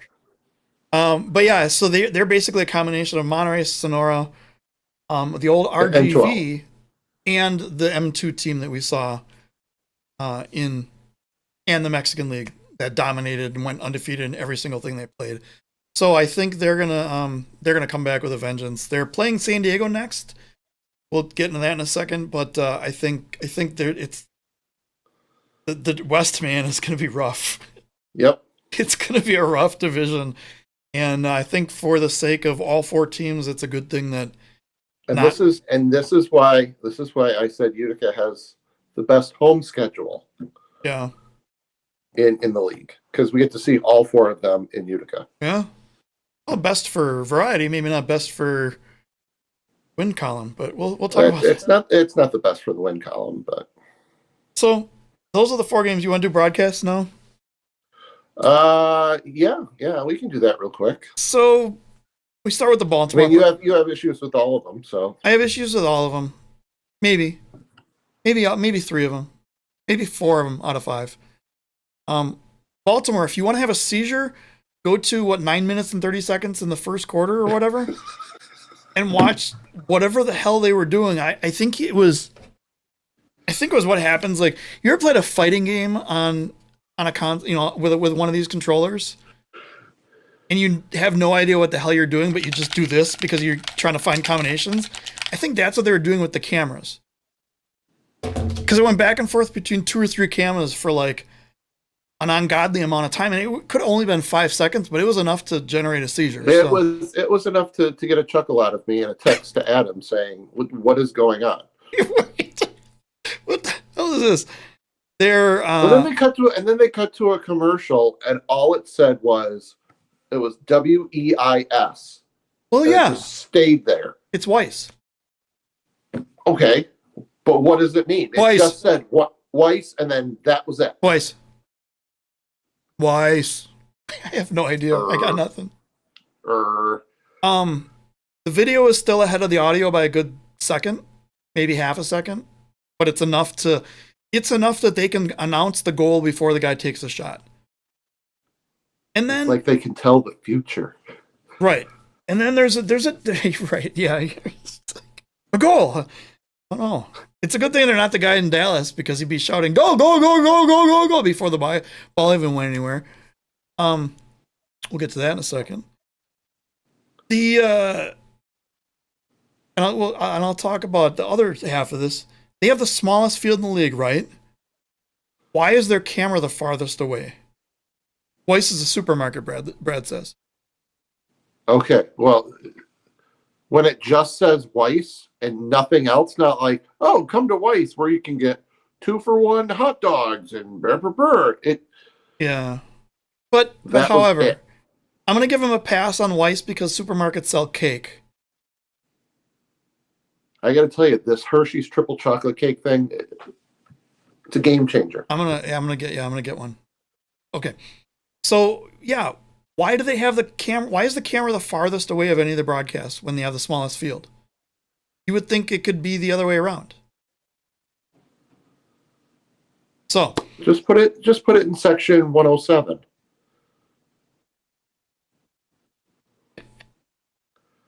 So that's the issues with the broadcast. I think the two guys in the booth are doing better at being a little bit less biased, and the other guy isn't. Next is the Dallas broadcast.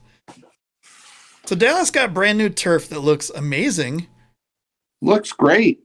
And then they painted a giant white circle on it for the first game.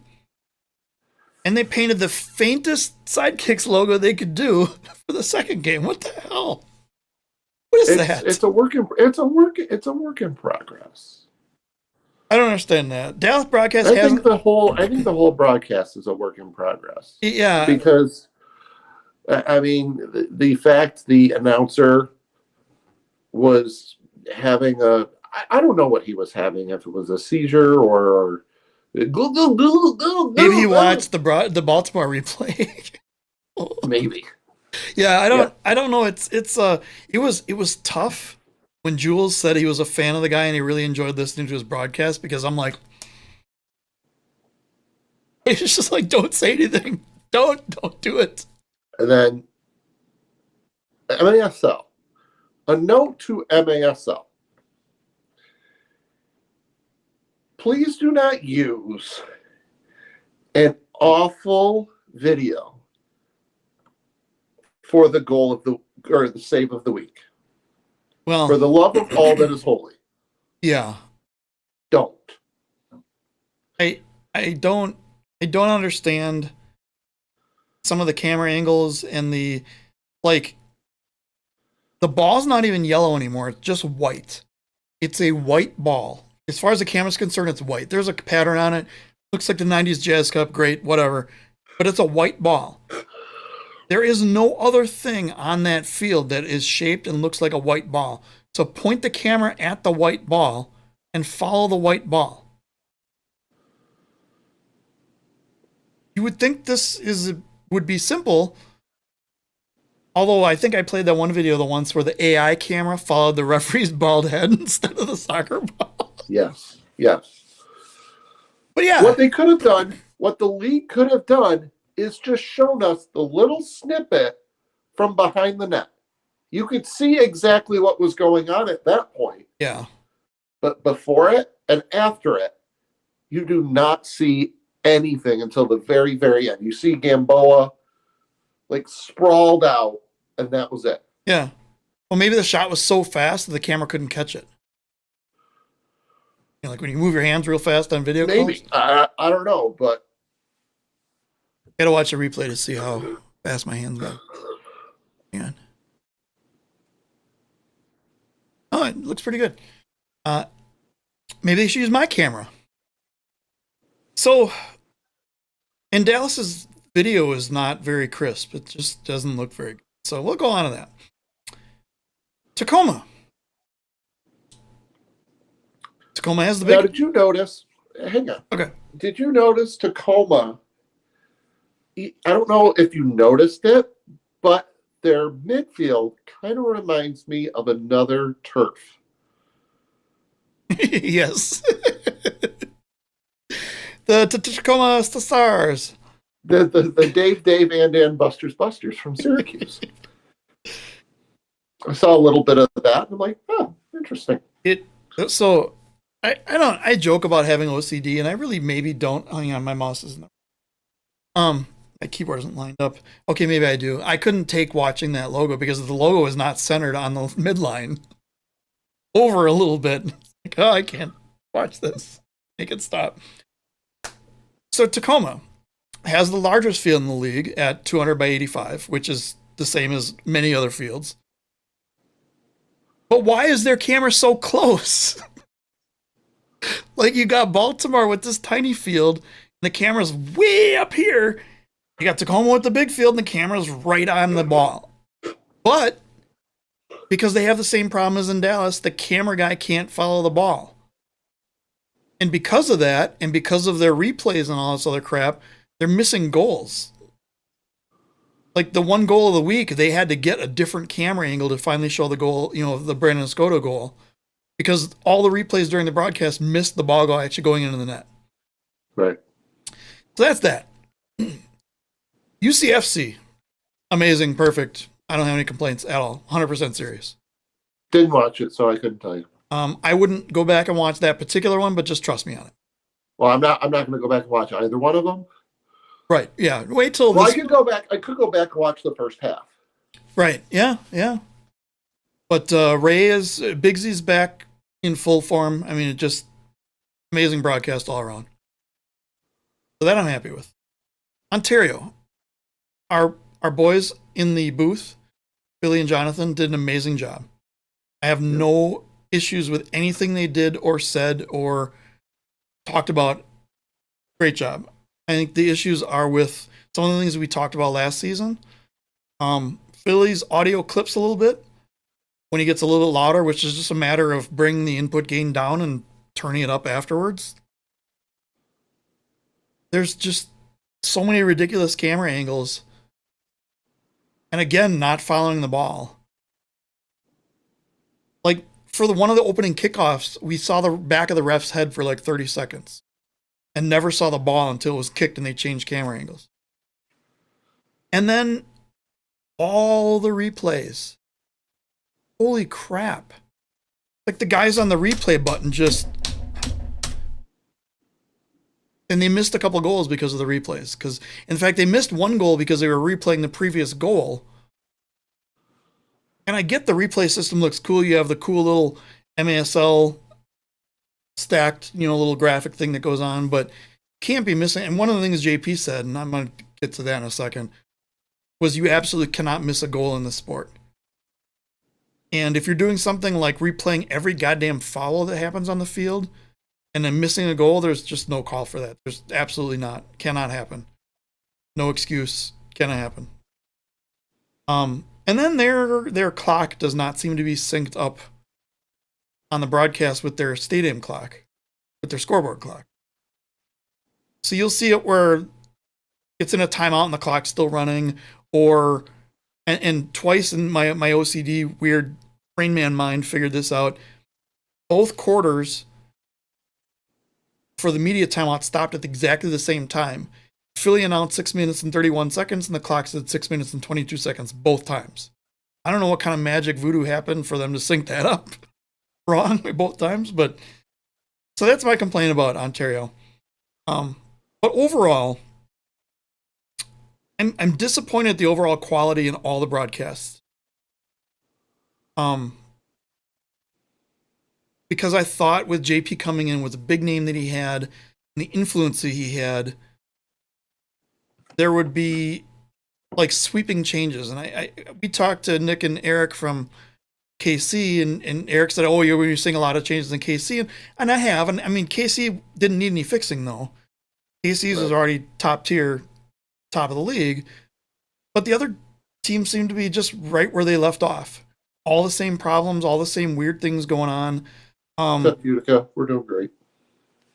The only thing I noticed was that every team except for Tacoma so far has adopted the new uniform scoreboard on the broadcast, which I think is great. I think it's, you watch like NFL and it's always, for whatever network it's on, it's the same scoreboard. So Fox, all the games are the same. CBS, all the games are the same. You can go and you can look. Now, Tacoma didn't have theirs. Maybe they didn't get the graphics in time. Don't know. But it wasn't an issue. No.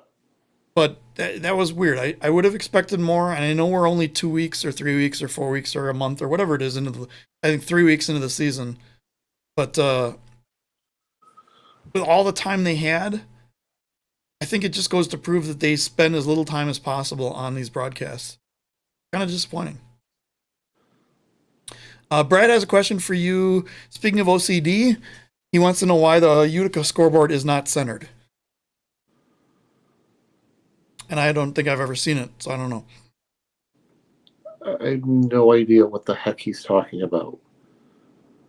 Brad, just turn your head a little bit to the side and it'll be fine.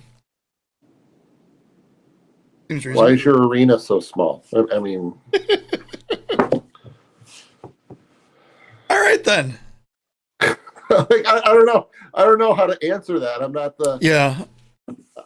Unfortunately, I'm not the architect of the Adirondack Bank Center, so I couldn't really tell you why our scoreboard isn't centered. I'll put a note in. Can you next game? So tomorrow night, can you measure from the scoreboard to each goal and see how far off it is for me? Yeah, absolutely. Report back. Okay. Yeah, I'll be there. I'll be there an hour before the game, so I'll be able to go on the field and do that. Yeah, they shouldn't mind. You get just a big ladder or something, or Yeah. have one of the players like lift you up with the foot thing. But yeah, Jack said it's not at the center of the roof for whatever reason. I'm gonna guess because of support, but who knows? Maybe they didn't want to upset the bird or the bat nest that was up there. It's feng shui, maybe. Maybe it is. Maybe it was further to the east than it needed to be, so they needed to move it to the other side. And Jack says just the way it was built 50 years ago, it's technically the center of the building, but not the center of the field or the ice. Could you fix that by moving the building over a little bit, maybe? Yeah, we could probably do that, Jack. If we wanna get together and just move the building. Can you just get all the fans on one side and push at the same time? That should work. That we should. Yeah, we'll be good. All right, cool. In the box, solving today's problems. So now we have the first of the games this weekend, which is the Utica City FC hosting the Harrisburg Heat. 7 You know p.m. what? Let's just get both of them. Let's just get both of them out. Yeah, 7 p.m. Eastern, and then on Saturday.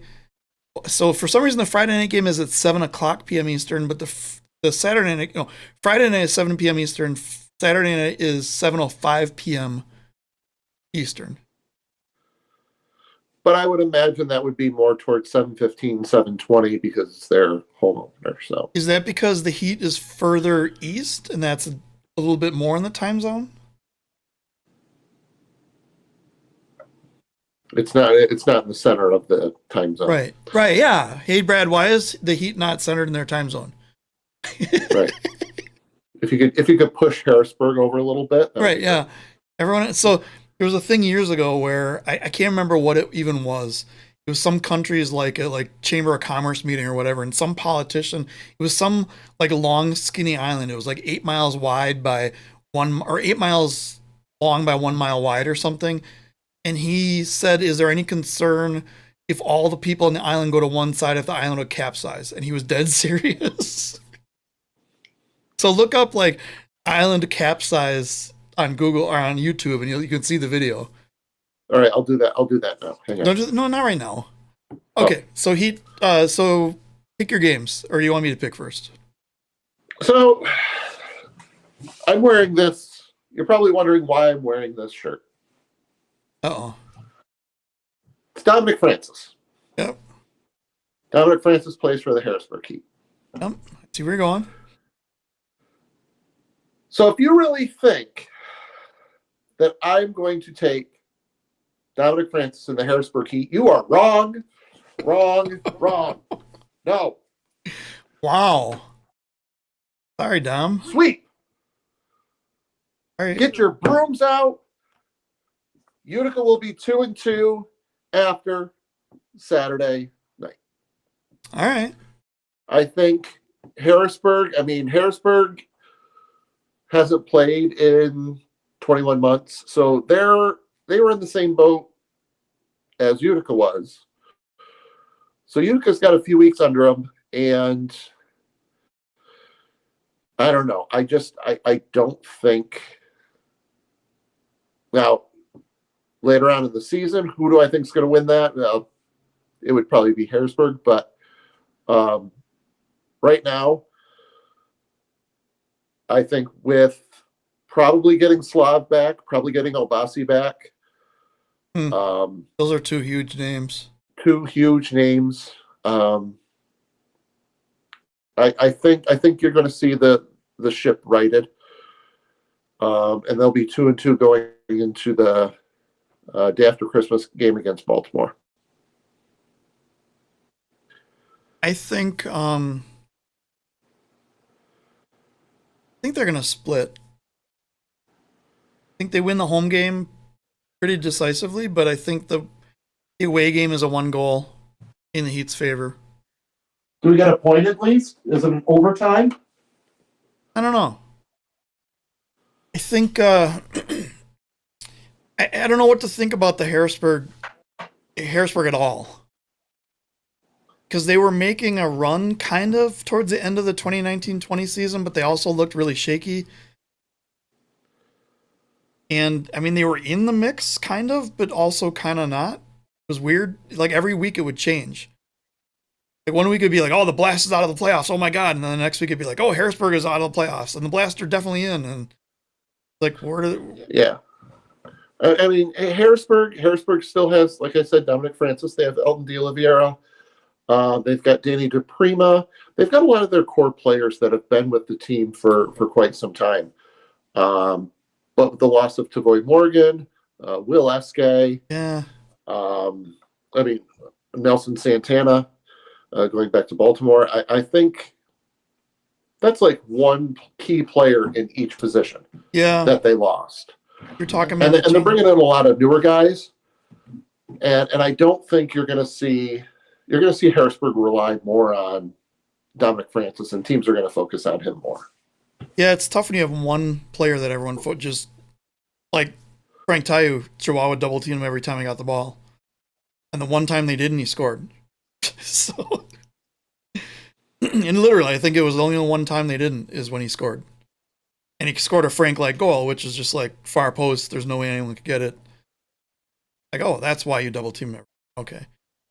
I think Jules' words kind of ring in my head where he said that they have such a distinct advantage of their arena, but they're changing arenas. But is it still the dirt floor, turf right on the dirt thing? If it is, it might as well I don't know, but it's going to be more compact from what I've heard. Could be louder. It could have more crowd impact. I don't think it's the capacity of like Utica, but yeah, no, I think it's like 2,500 or something. Yeah, but we'll see. I think Utica will have a better record than Baltimore come the next time they play each other on the 26th. And that's why I said it would be a close game, the second one. I think the first game be handed pretty easily. Not that any game is easy in this league, but I think it'll be a comfortable win, but I think the second one will be closer. So here's where I stand on how Utica fans should think. If they go 1-1, I mean, there's a chance you go 1-4. Yeah. Into 2022. Doesn't sound good. Well, and if they go 1-1 and lose the one at home, that's much more concern. It is. It is. Like I said, I think 0-2 changes. Something has to be done. 1-1. I'm as myself, I'm concerned. I would be concerned at 0-4 or 1-3. Oh yeah, I agree. 2-2, I would feel a lot better. But we don't pick these because we like Dallas, Gio. We pick them because what we think is going to happen. Yeah, and that's why I said it. I would be perfectly. It would be like, oh yeah, if they just blew out both games, winning. If Utica could won both games, right? Be like, oh, okay, that's. And I think I'd be fine with close games, blowouts, wins in overtime, like something. Yep. Some sort of effort in both games. Yeah, exactly. Like if they had a game, if the second game went the same way as the Wave last game went, I would be happy with that for you guys. I'd be okay with that. Yeah. Speaking of, Saturday 18th, 4:05 Central at the Milwaukee UW Panther Milwaukee Arena, UW Milwaukee Panther Arena. That's it. In brisk winter, Wisconsin. The Wave, first game in 650 days, host the Baltimore Blast. I don't know what to think about tickets, so I My wife can't go because she just had surgery, and I just was able to give Ian Bennett's brother Aaron, which isn't his brother, but they have the same name, so that's why I said that. He and his daughter are gonna kind of join me. They're gonna sit right behind me and take one of my tickets. And when we were looking at the tickets and Ticketmaster, when I looked at them like 3 weeks ago, all the sections were like sold out around us. I was like, wow. And I was gonna try to get a seat for Marcel Feenstra, and they didn't have any. And when I looked the other day, 2 days ago, all of a sudden there's all these seats open.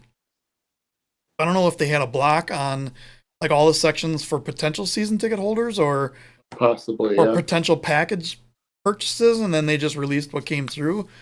But I will be at the game alone, all by my lonesome. Wave fans, we are meeting behind section 208 at halftime, and I will still be all alone by my lonesome with no one around me. Except for the guy 2 seats from me, who apparently there's one person who has a season ticket and 1 seat somewhere. I've stalled long enough. I will make my prediction now. I think the Wave wins this. I think it will be close, but not as close as it was in Baltimore. I think we're looking at a 2-goal game here. Yep. Potentially 3 goals if there's an empty netter late. I agree. I'm taking Milwaukee in this one. If it wasn't for the complete lack of effort that Utica put forth in the second half, they should have won that game. Yep, I think so. Yeah. But I think that the key for Milwaukee is going to be another. I think the X factor is going to be Matt Perella. X Factor. That's a good nickname. We're gonna call him that from now on. Yeah. Sorry, Matt. If you had another nickname, it's gone. You're now the X Factor. Oh, Yep. Adam Grosskreutz says you have Wave family with you. Oh, thank you. I figure what I'll do is warms his heart. we'll just have someone visit me every time they want to, and we'll do interviews and stuff. Just have Jay sit next to you. No. Oh. So Jay has he's row 1, seat 1 in his section, and it's one of those where it comes down to a point, and that's the only seat in that section. It's like if you've met Jay in person, which I don't think you have. It's the perfect seat for Jay. It fits his personality, his style, like perfectly. This dude in like the black and yellow kilt, screaming at his head off during the game, is sitting in the 1 seat row that's all by itself. Jay, we love you. We just love picking on you too, and we will see you on Saturday. But yeah, I think it's going to boil down to the play of Matt Perella. We all know William Denzel is going to show up. Yep, and I know. But I think you're looking at like a 6-4 game. I would say. I know the Blast are going to be still thinking about that last game where it was only a 2-1 win. I don't think all the things it could have been. It'll be interesting to see the goalkeeper rule in place for the Wave in the big field. I don't really think it meant much in Baltimore's field because the goalkeeper doesn't do a whole lot. If you listen to the broadcasters every 30 seconds, they mention how they really can't even do 6th attacker on the small field because it's such a detriment or whatever, blah, blah, blah. But I think on the big field, it'll be the first real test for them of the new goalkeeper rule, and see what happens there. I think they're going to be well prepared, though. I think I'm going to go out on a limb here. I'm going to say Jules is the best for taking all sorts of levels of talent and getting them to play together the best they can as a team. The next game is 5:05 p.m. Eastern, actually the same time. Funny how that works. Fury visiting the Tropics. This is the first home game for the Tropics, right? Yeah. Yep. Yeah, they're gonna be playing in front of about 10 people, which is exciting for them. Well, 10 paid. There'll be at least 20 free tickets. Okay. Yeah. So. I'm gonna go first in this one because I am. Yeah. I'm gonna take a line that Cliff said during last season's regular season. Is I'm gonna keep picking the Tropics until someone beats them. Because I think they're a really well put together team. They already were a really well put together team. They're still a really well put together team.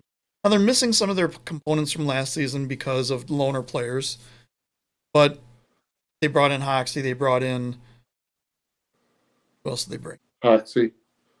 They really only brought in Hoxie, didn't they? But they signed everyone else. Yeah. Should we analyze both games? That's a good point. It's back. Yeah, games. It's back to back. So the next game then is Sunday, 3:05 Eastern.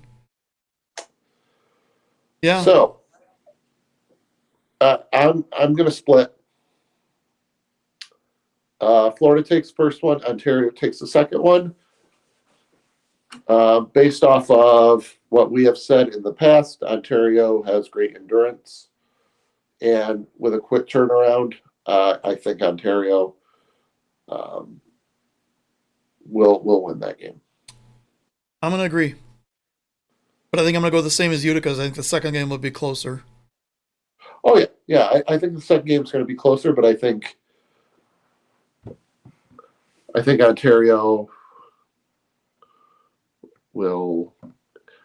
It's not, I mean, Florida playing a team 10 hours later, blah, blah, blah. Yeah. Ontario is no Utica.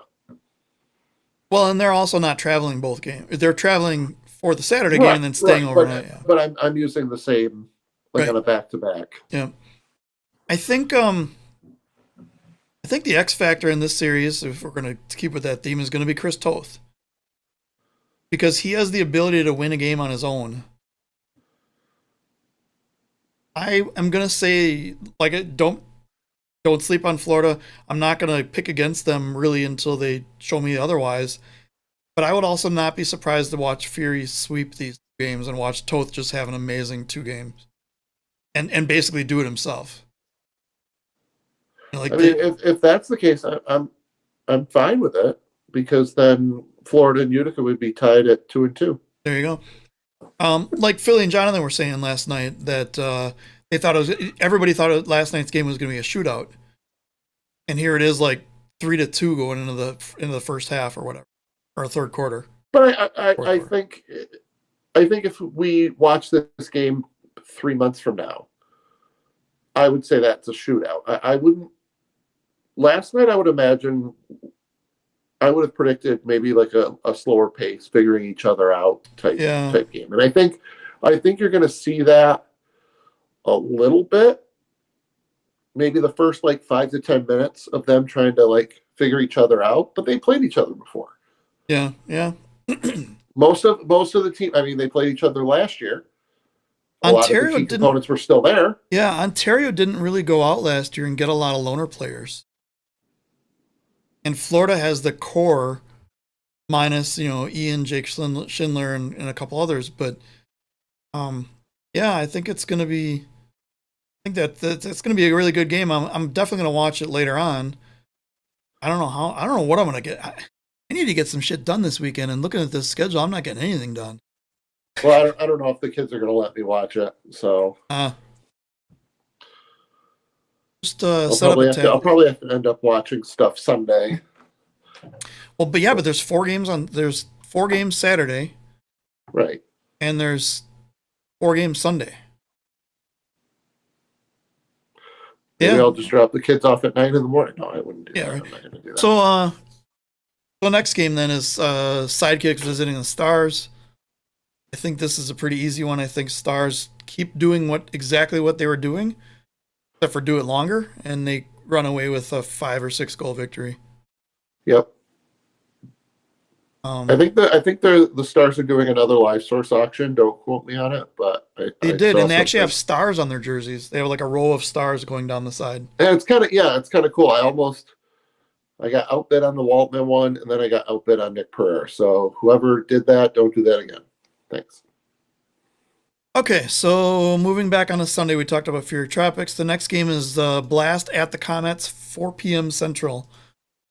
So this is another weekend where Blast is back-to-back. Didn't really seem to be an issue last time. Okay. What do you think?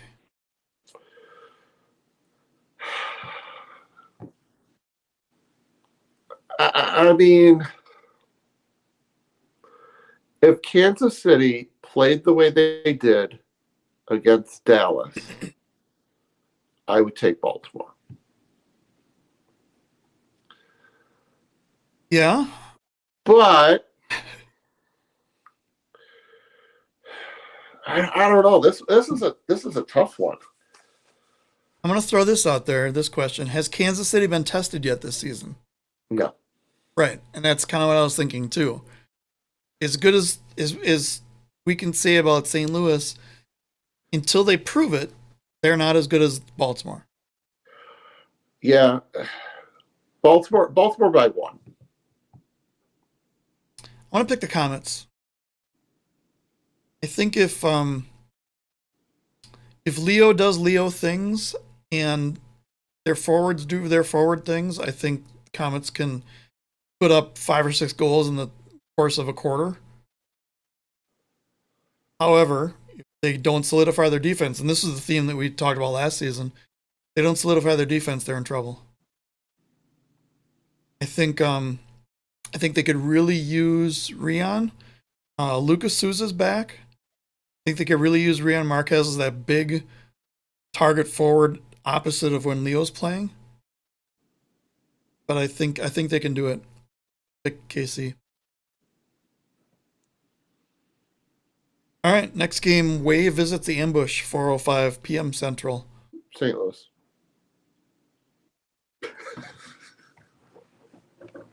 I mean, I get that we are loyal to our guests and everything, but no.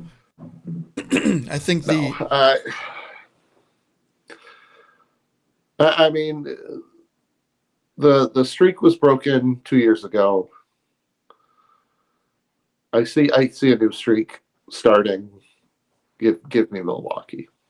Hang on. Up. The streak was broken, but I thought. You think a new one has? Yeah, no, it didn't actually. They didn't play St. Louis at all. No, they did. Yeah, sorry. Oh my God, I can't believe I missed that. So the streak was broken when St. Louis won 8-7. Yep. But then 6 weeks later, Milwaukee won 12-6. Okay, so the streak will be 2. Streak will be 2. It'll be a number of years until it hits 26 again.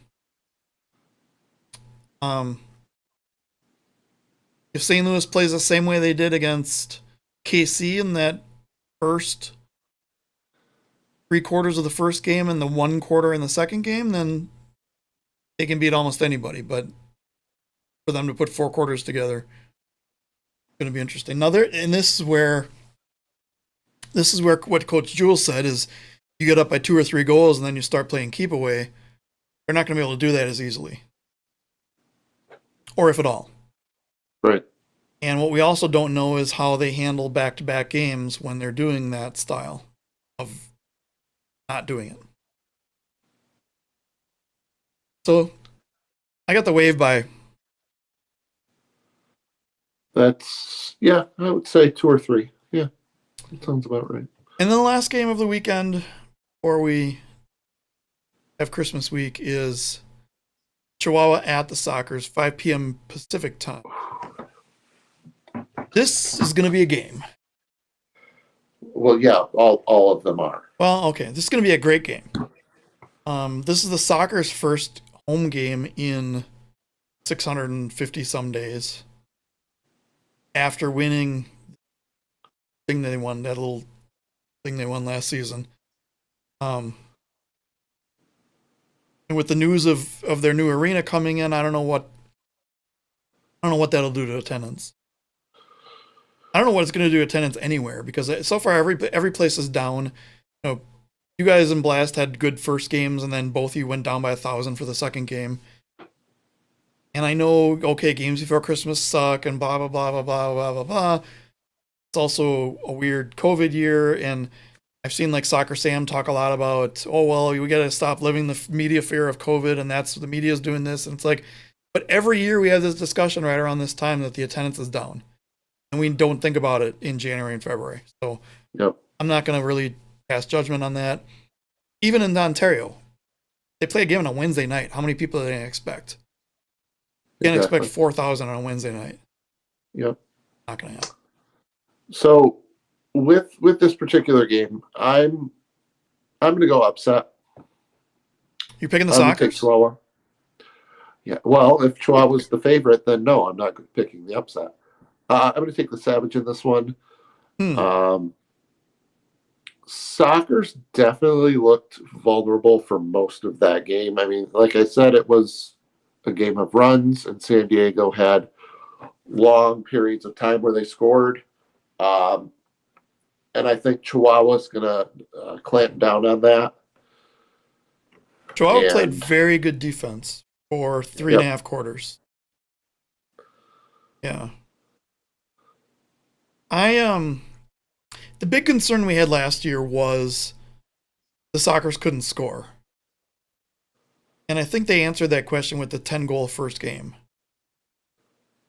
against one of the rivals that they normally only win by 1 goal in low-scoring games. So I think question is then going to be on defense. They still have Pardo. They don't have Marcio Leite. They don't have Taylor Bond is gone. Slav is gone. They do have Charlie Gonzalez. Did he even play in the game against Tacoma? Because yes, I think he scored a couple goals, and they've got Escoto back. Escoto's always. I mean, you look at the first 3 goals that San Diego scored. They were all like outlet passes. I know it's like 2-on-1 odd man breakaways. Yeah, I noticed Chihuahua's playing. They're essentially the center forward in outdoors, where he was sitting at midfield and only coming back if all 5 got past him. Whereas a defensive-minded team is going to get 5 back before the ball gets there. They were leaving a guy out for a breakaway opportunity or whatever, and I think that cost them in the 4th quarter. We'll see if they change that game plan. I could see this being an 11-10 game. I could see this being a 4-4 game going in overtime. I thought you were going to be like, it's going to be a 4-4 game. Well, no, because I was going to say 3-4, but that didn't make it. That seemed too low, so I just said 4-4, and I was thinking 5-4. If it is 4-4 going into overtime, it will be a 5-4 game. It will. So I think I'm going to pick the Sockers, and I think the home crowd factor is going to play into it. I want to say that, especially if they have the giant inflatable corn dog in the. If the giant inflatable corn dog is not there, I will be having words with no one, because nobody appears to be able to answer emails from them or messages on. But now they're not going. I mean, I needed tickets, so I don't know. But I'm that'll be one of the. I mean, obviously the 2 wave games for me are the highlights of the weekend. The Fury Tropics, all these games except for Sidekick Stars have the potential to be like giant, really intriguing, interesting games. Yep. You're picking Chihuahua, I'm picking Sockers. Yep. I just thought of something we could do.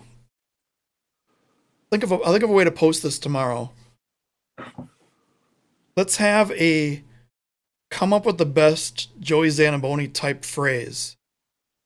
And we'll leave it in a post, and we'll gather all our responses, and then we'll put those into a poll and vote on them.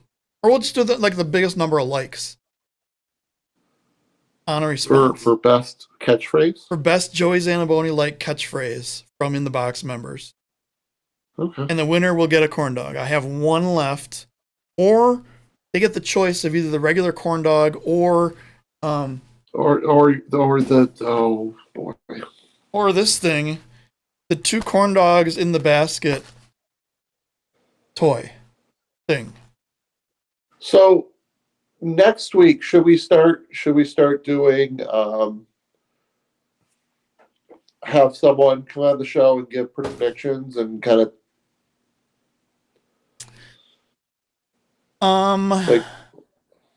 maybe what is next week? Next week's the Christmas or not Eve. next week, but Do we want to skip next week because it's Christmas Eve? Or do we want to do a show on Christmas Eve? I have nothing going on Christmas Eve. Christmas Eve, yes. Day after Christmas, yes. Let's do a show on the 23rd then. Okay. We will. We owe one person who may or may not be an announcer in. Welcome to Ontario International Airport. We owe that person a spot on the show. If that person cannot make it, we will invite a guest to be on the show. Jack says we need a Festivus special. I have a lot of problems with these teams. Yes. So Jack, we could air our grievances tomorrow if you'd like. Jack, you'll be the first guest up on the show if you can make it, depending on schedules. For our guest thing. The other thing I had in mind that I just forgot. What was I thinking? The Joey Zanaboni catchphrase. There was something else. I don't remember anymore. What was it? What was I thinking of? I really don't know. Cake? Oh yeah, cake. No, it wasn't, but it is now. Something else I was thinking I was going to bring up. I don't know what it was now. I like the idea of the Festivus. Right. Well then. We aren't going to have any feats of strength though, because we're old and decrepit. I can barely stand on my feet. It's not, that's not what that means. So hey, if you're, I know. If you're undefeated, do you have feet or you do not have feet? You are undefeated. So yes, you have feet. Because you're not without feet. It's a double negative. Right, so. exactly. Okay, see, I tried to explain that to someone once and they didn't. They just didn't. No, I got it. They didn't grasp. Didn't understand. And to tag on to that, so we all know the bet you had with Jay. If the Wave went undefeated, he would get a tattoo of whatever his choosing was. And he insists that I know he insists that it doesn't count.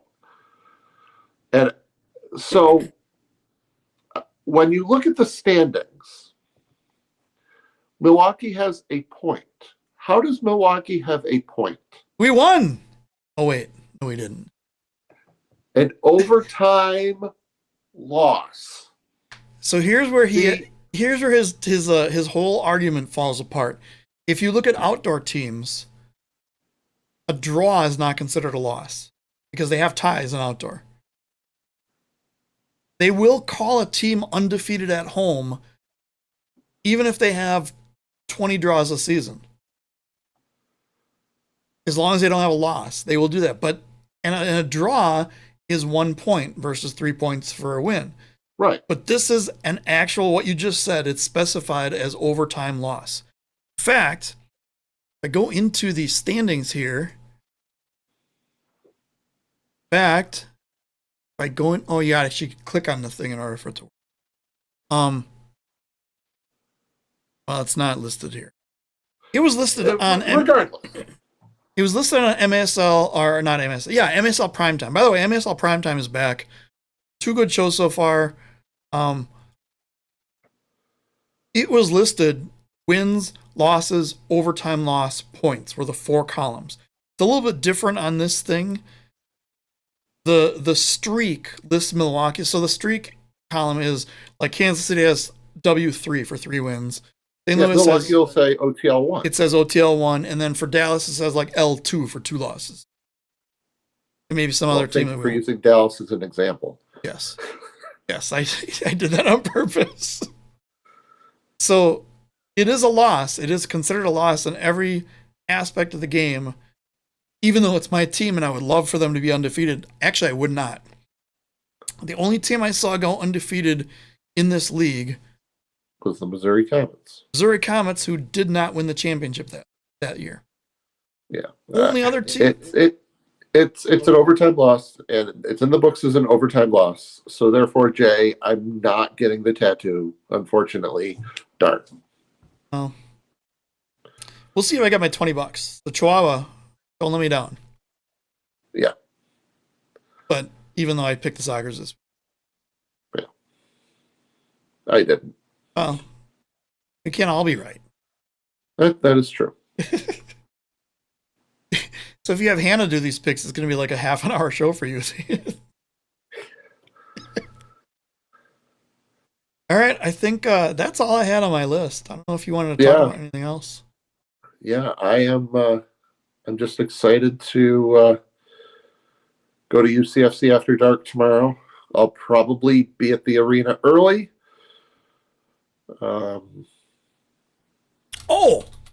Yeah. I have one thing to talk about. Where's the MASL betting? That was this big thing we were talking about, and we're going to finally have sports betting in the MASL. It's going to finally be this thing. Where is it? It's probably offshore somewhere that we don't know about. And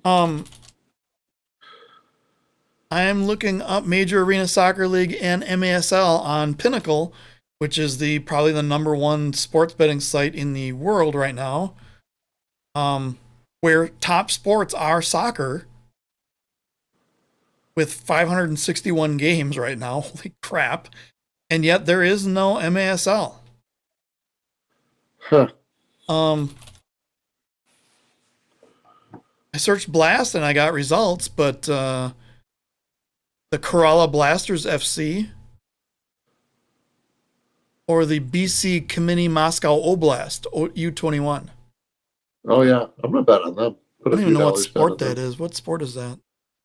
Well, it's basketball. Okay. So there is no sports betting. I don't know where that went. Yeah. I don't. Oh, weather report here in upstate New York. We got your winds that you brought us. Oh, good. Thank you. Good. A lot of people here had power outages. And one of the creepiest things happened to me. My mom messaged me today about 4 p.m. and said, "Did you lose power?" And not 10 seconds later, the power flicker of my UPS went on and both my monitors flicked off. That was freaky. That was just weird. And that's like the Baltimore announce team. Because I don't have my so monitors, for those of you who have UPSs at home, monitors draw a whole ton of power compared to a computer. So I don't I plug my computer into the UPS so it stays on, but I don't plug my monitors in.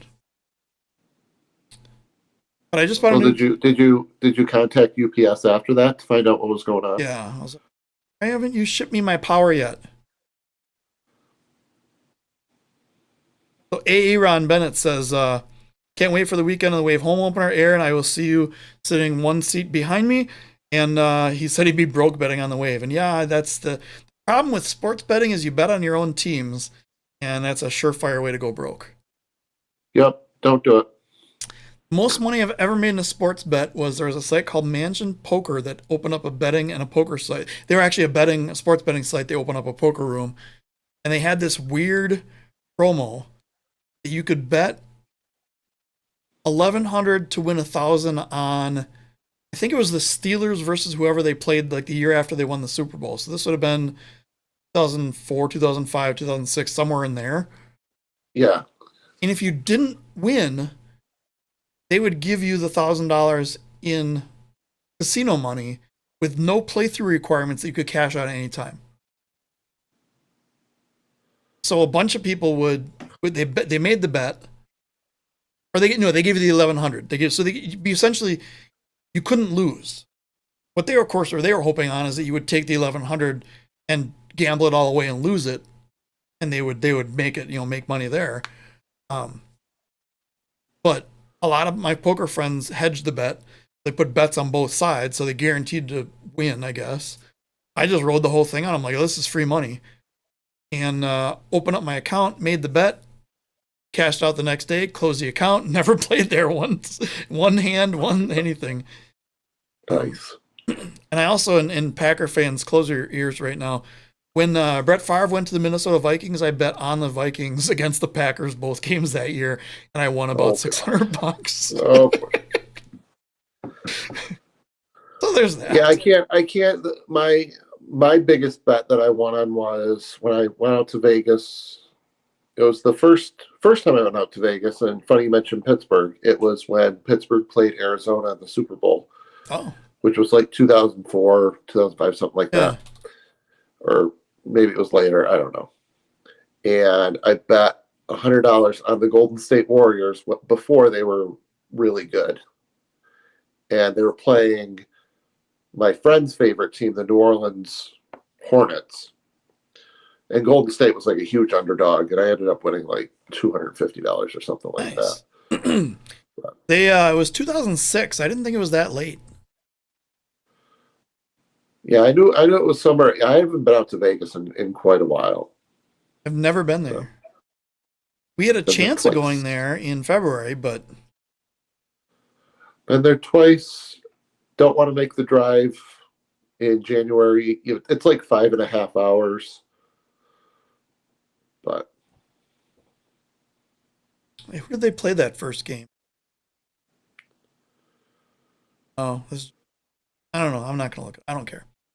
Yeah. So yeah, that should be interesting. Yeah, the betting would be really interesting because there's when you talked about it, all sorts of in-game betting that you could do. Hopefully it's not betting on stats because we know what this league is like with stats. No, I don't think it's going to be stat based. I think it's going to be actual, like over under, who scored the first goal, things like that. I don't think you're going to see shots on goal or anything along those lines. It's going to be who breaks the plexiglass behind the goal with a normal shot. That was crazy. Where was that? They're gonna keep playing, pretend like that didn't happen. Where was that? Was that in St. Louis? That was that Kansas City? Yeah, but who shot the ball? Was it Mo Ndi? I don't know. I think it was Kansas City. Chat, help us out. Who broke the glass? Ian, I think it was Kansas City. It was Kansas City. So I noticed a disturbing trend here. Ever since we had Joey do our show intro, Eric Bergert hasn't been in the chat during our shows. Sorry, Eric. Don't take it personally. We still have yours. We may need you to redo it, or actually, we don't need you to redo it because I can just take the Geo part out that I put in. Well, I thought we were going to reach out and have him do the timeout thing. Oh yeah, but got a lot of work to do. Yeah. So Jack, if you're interested in putting some graphics like below us and above us, or anything, or something, I might put some lines in there. You're right. Yeah, you're right, Brad. So it was Rayleigh, and it was at Kansas City. Yeah, I figured it was Kansas City. I just didn't know who it was. The only other time I've seen that in indoor soccer was Damian Garcia in Sonora. He did it on a lot of the Mexican players will do a clearance off the boards, and he did it on a defensive clearance off the boards and broke the glass. They did that 2 years ago against Utica. Yeah, that was it. Yeah, and it took like 45 minutes for them to fix it. Yeah, it was great. Well, they just are like, we're not fixing that. Screw it. Yeah. Meanwhile, in hockey, you can fix the glass in about 7 minutes. In indoor soccer, yeah. Oh, those guys don't work here because who would think a soccer ball could break the glass? Right. I can do that, Jack. I don't know how to do that because it's in my pro. We'll figure something out. Ooh. We need to raise money to pay Jack for artwork. So we'll have a corn dog bake sale. I'll just buy him a beer at the game. Oh, well, that works. Jack, do you take beer as payment? Because $3 beers tomorrow. Oh, I'll pitch in some of that. If they lose, though, the price just doubled because. If they lose, the price is going to be a little higher at 72, where I'm possibly going. I don't know yet.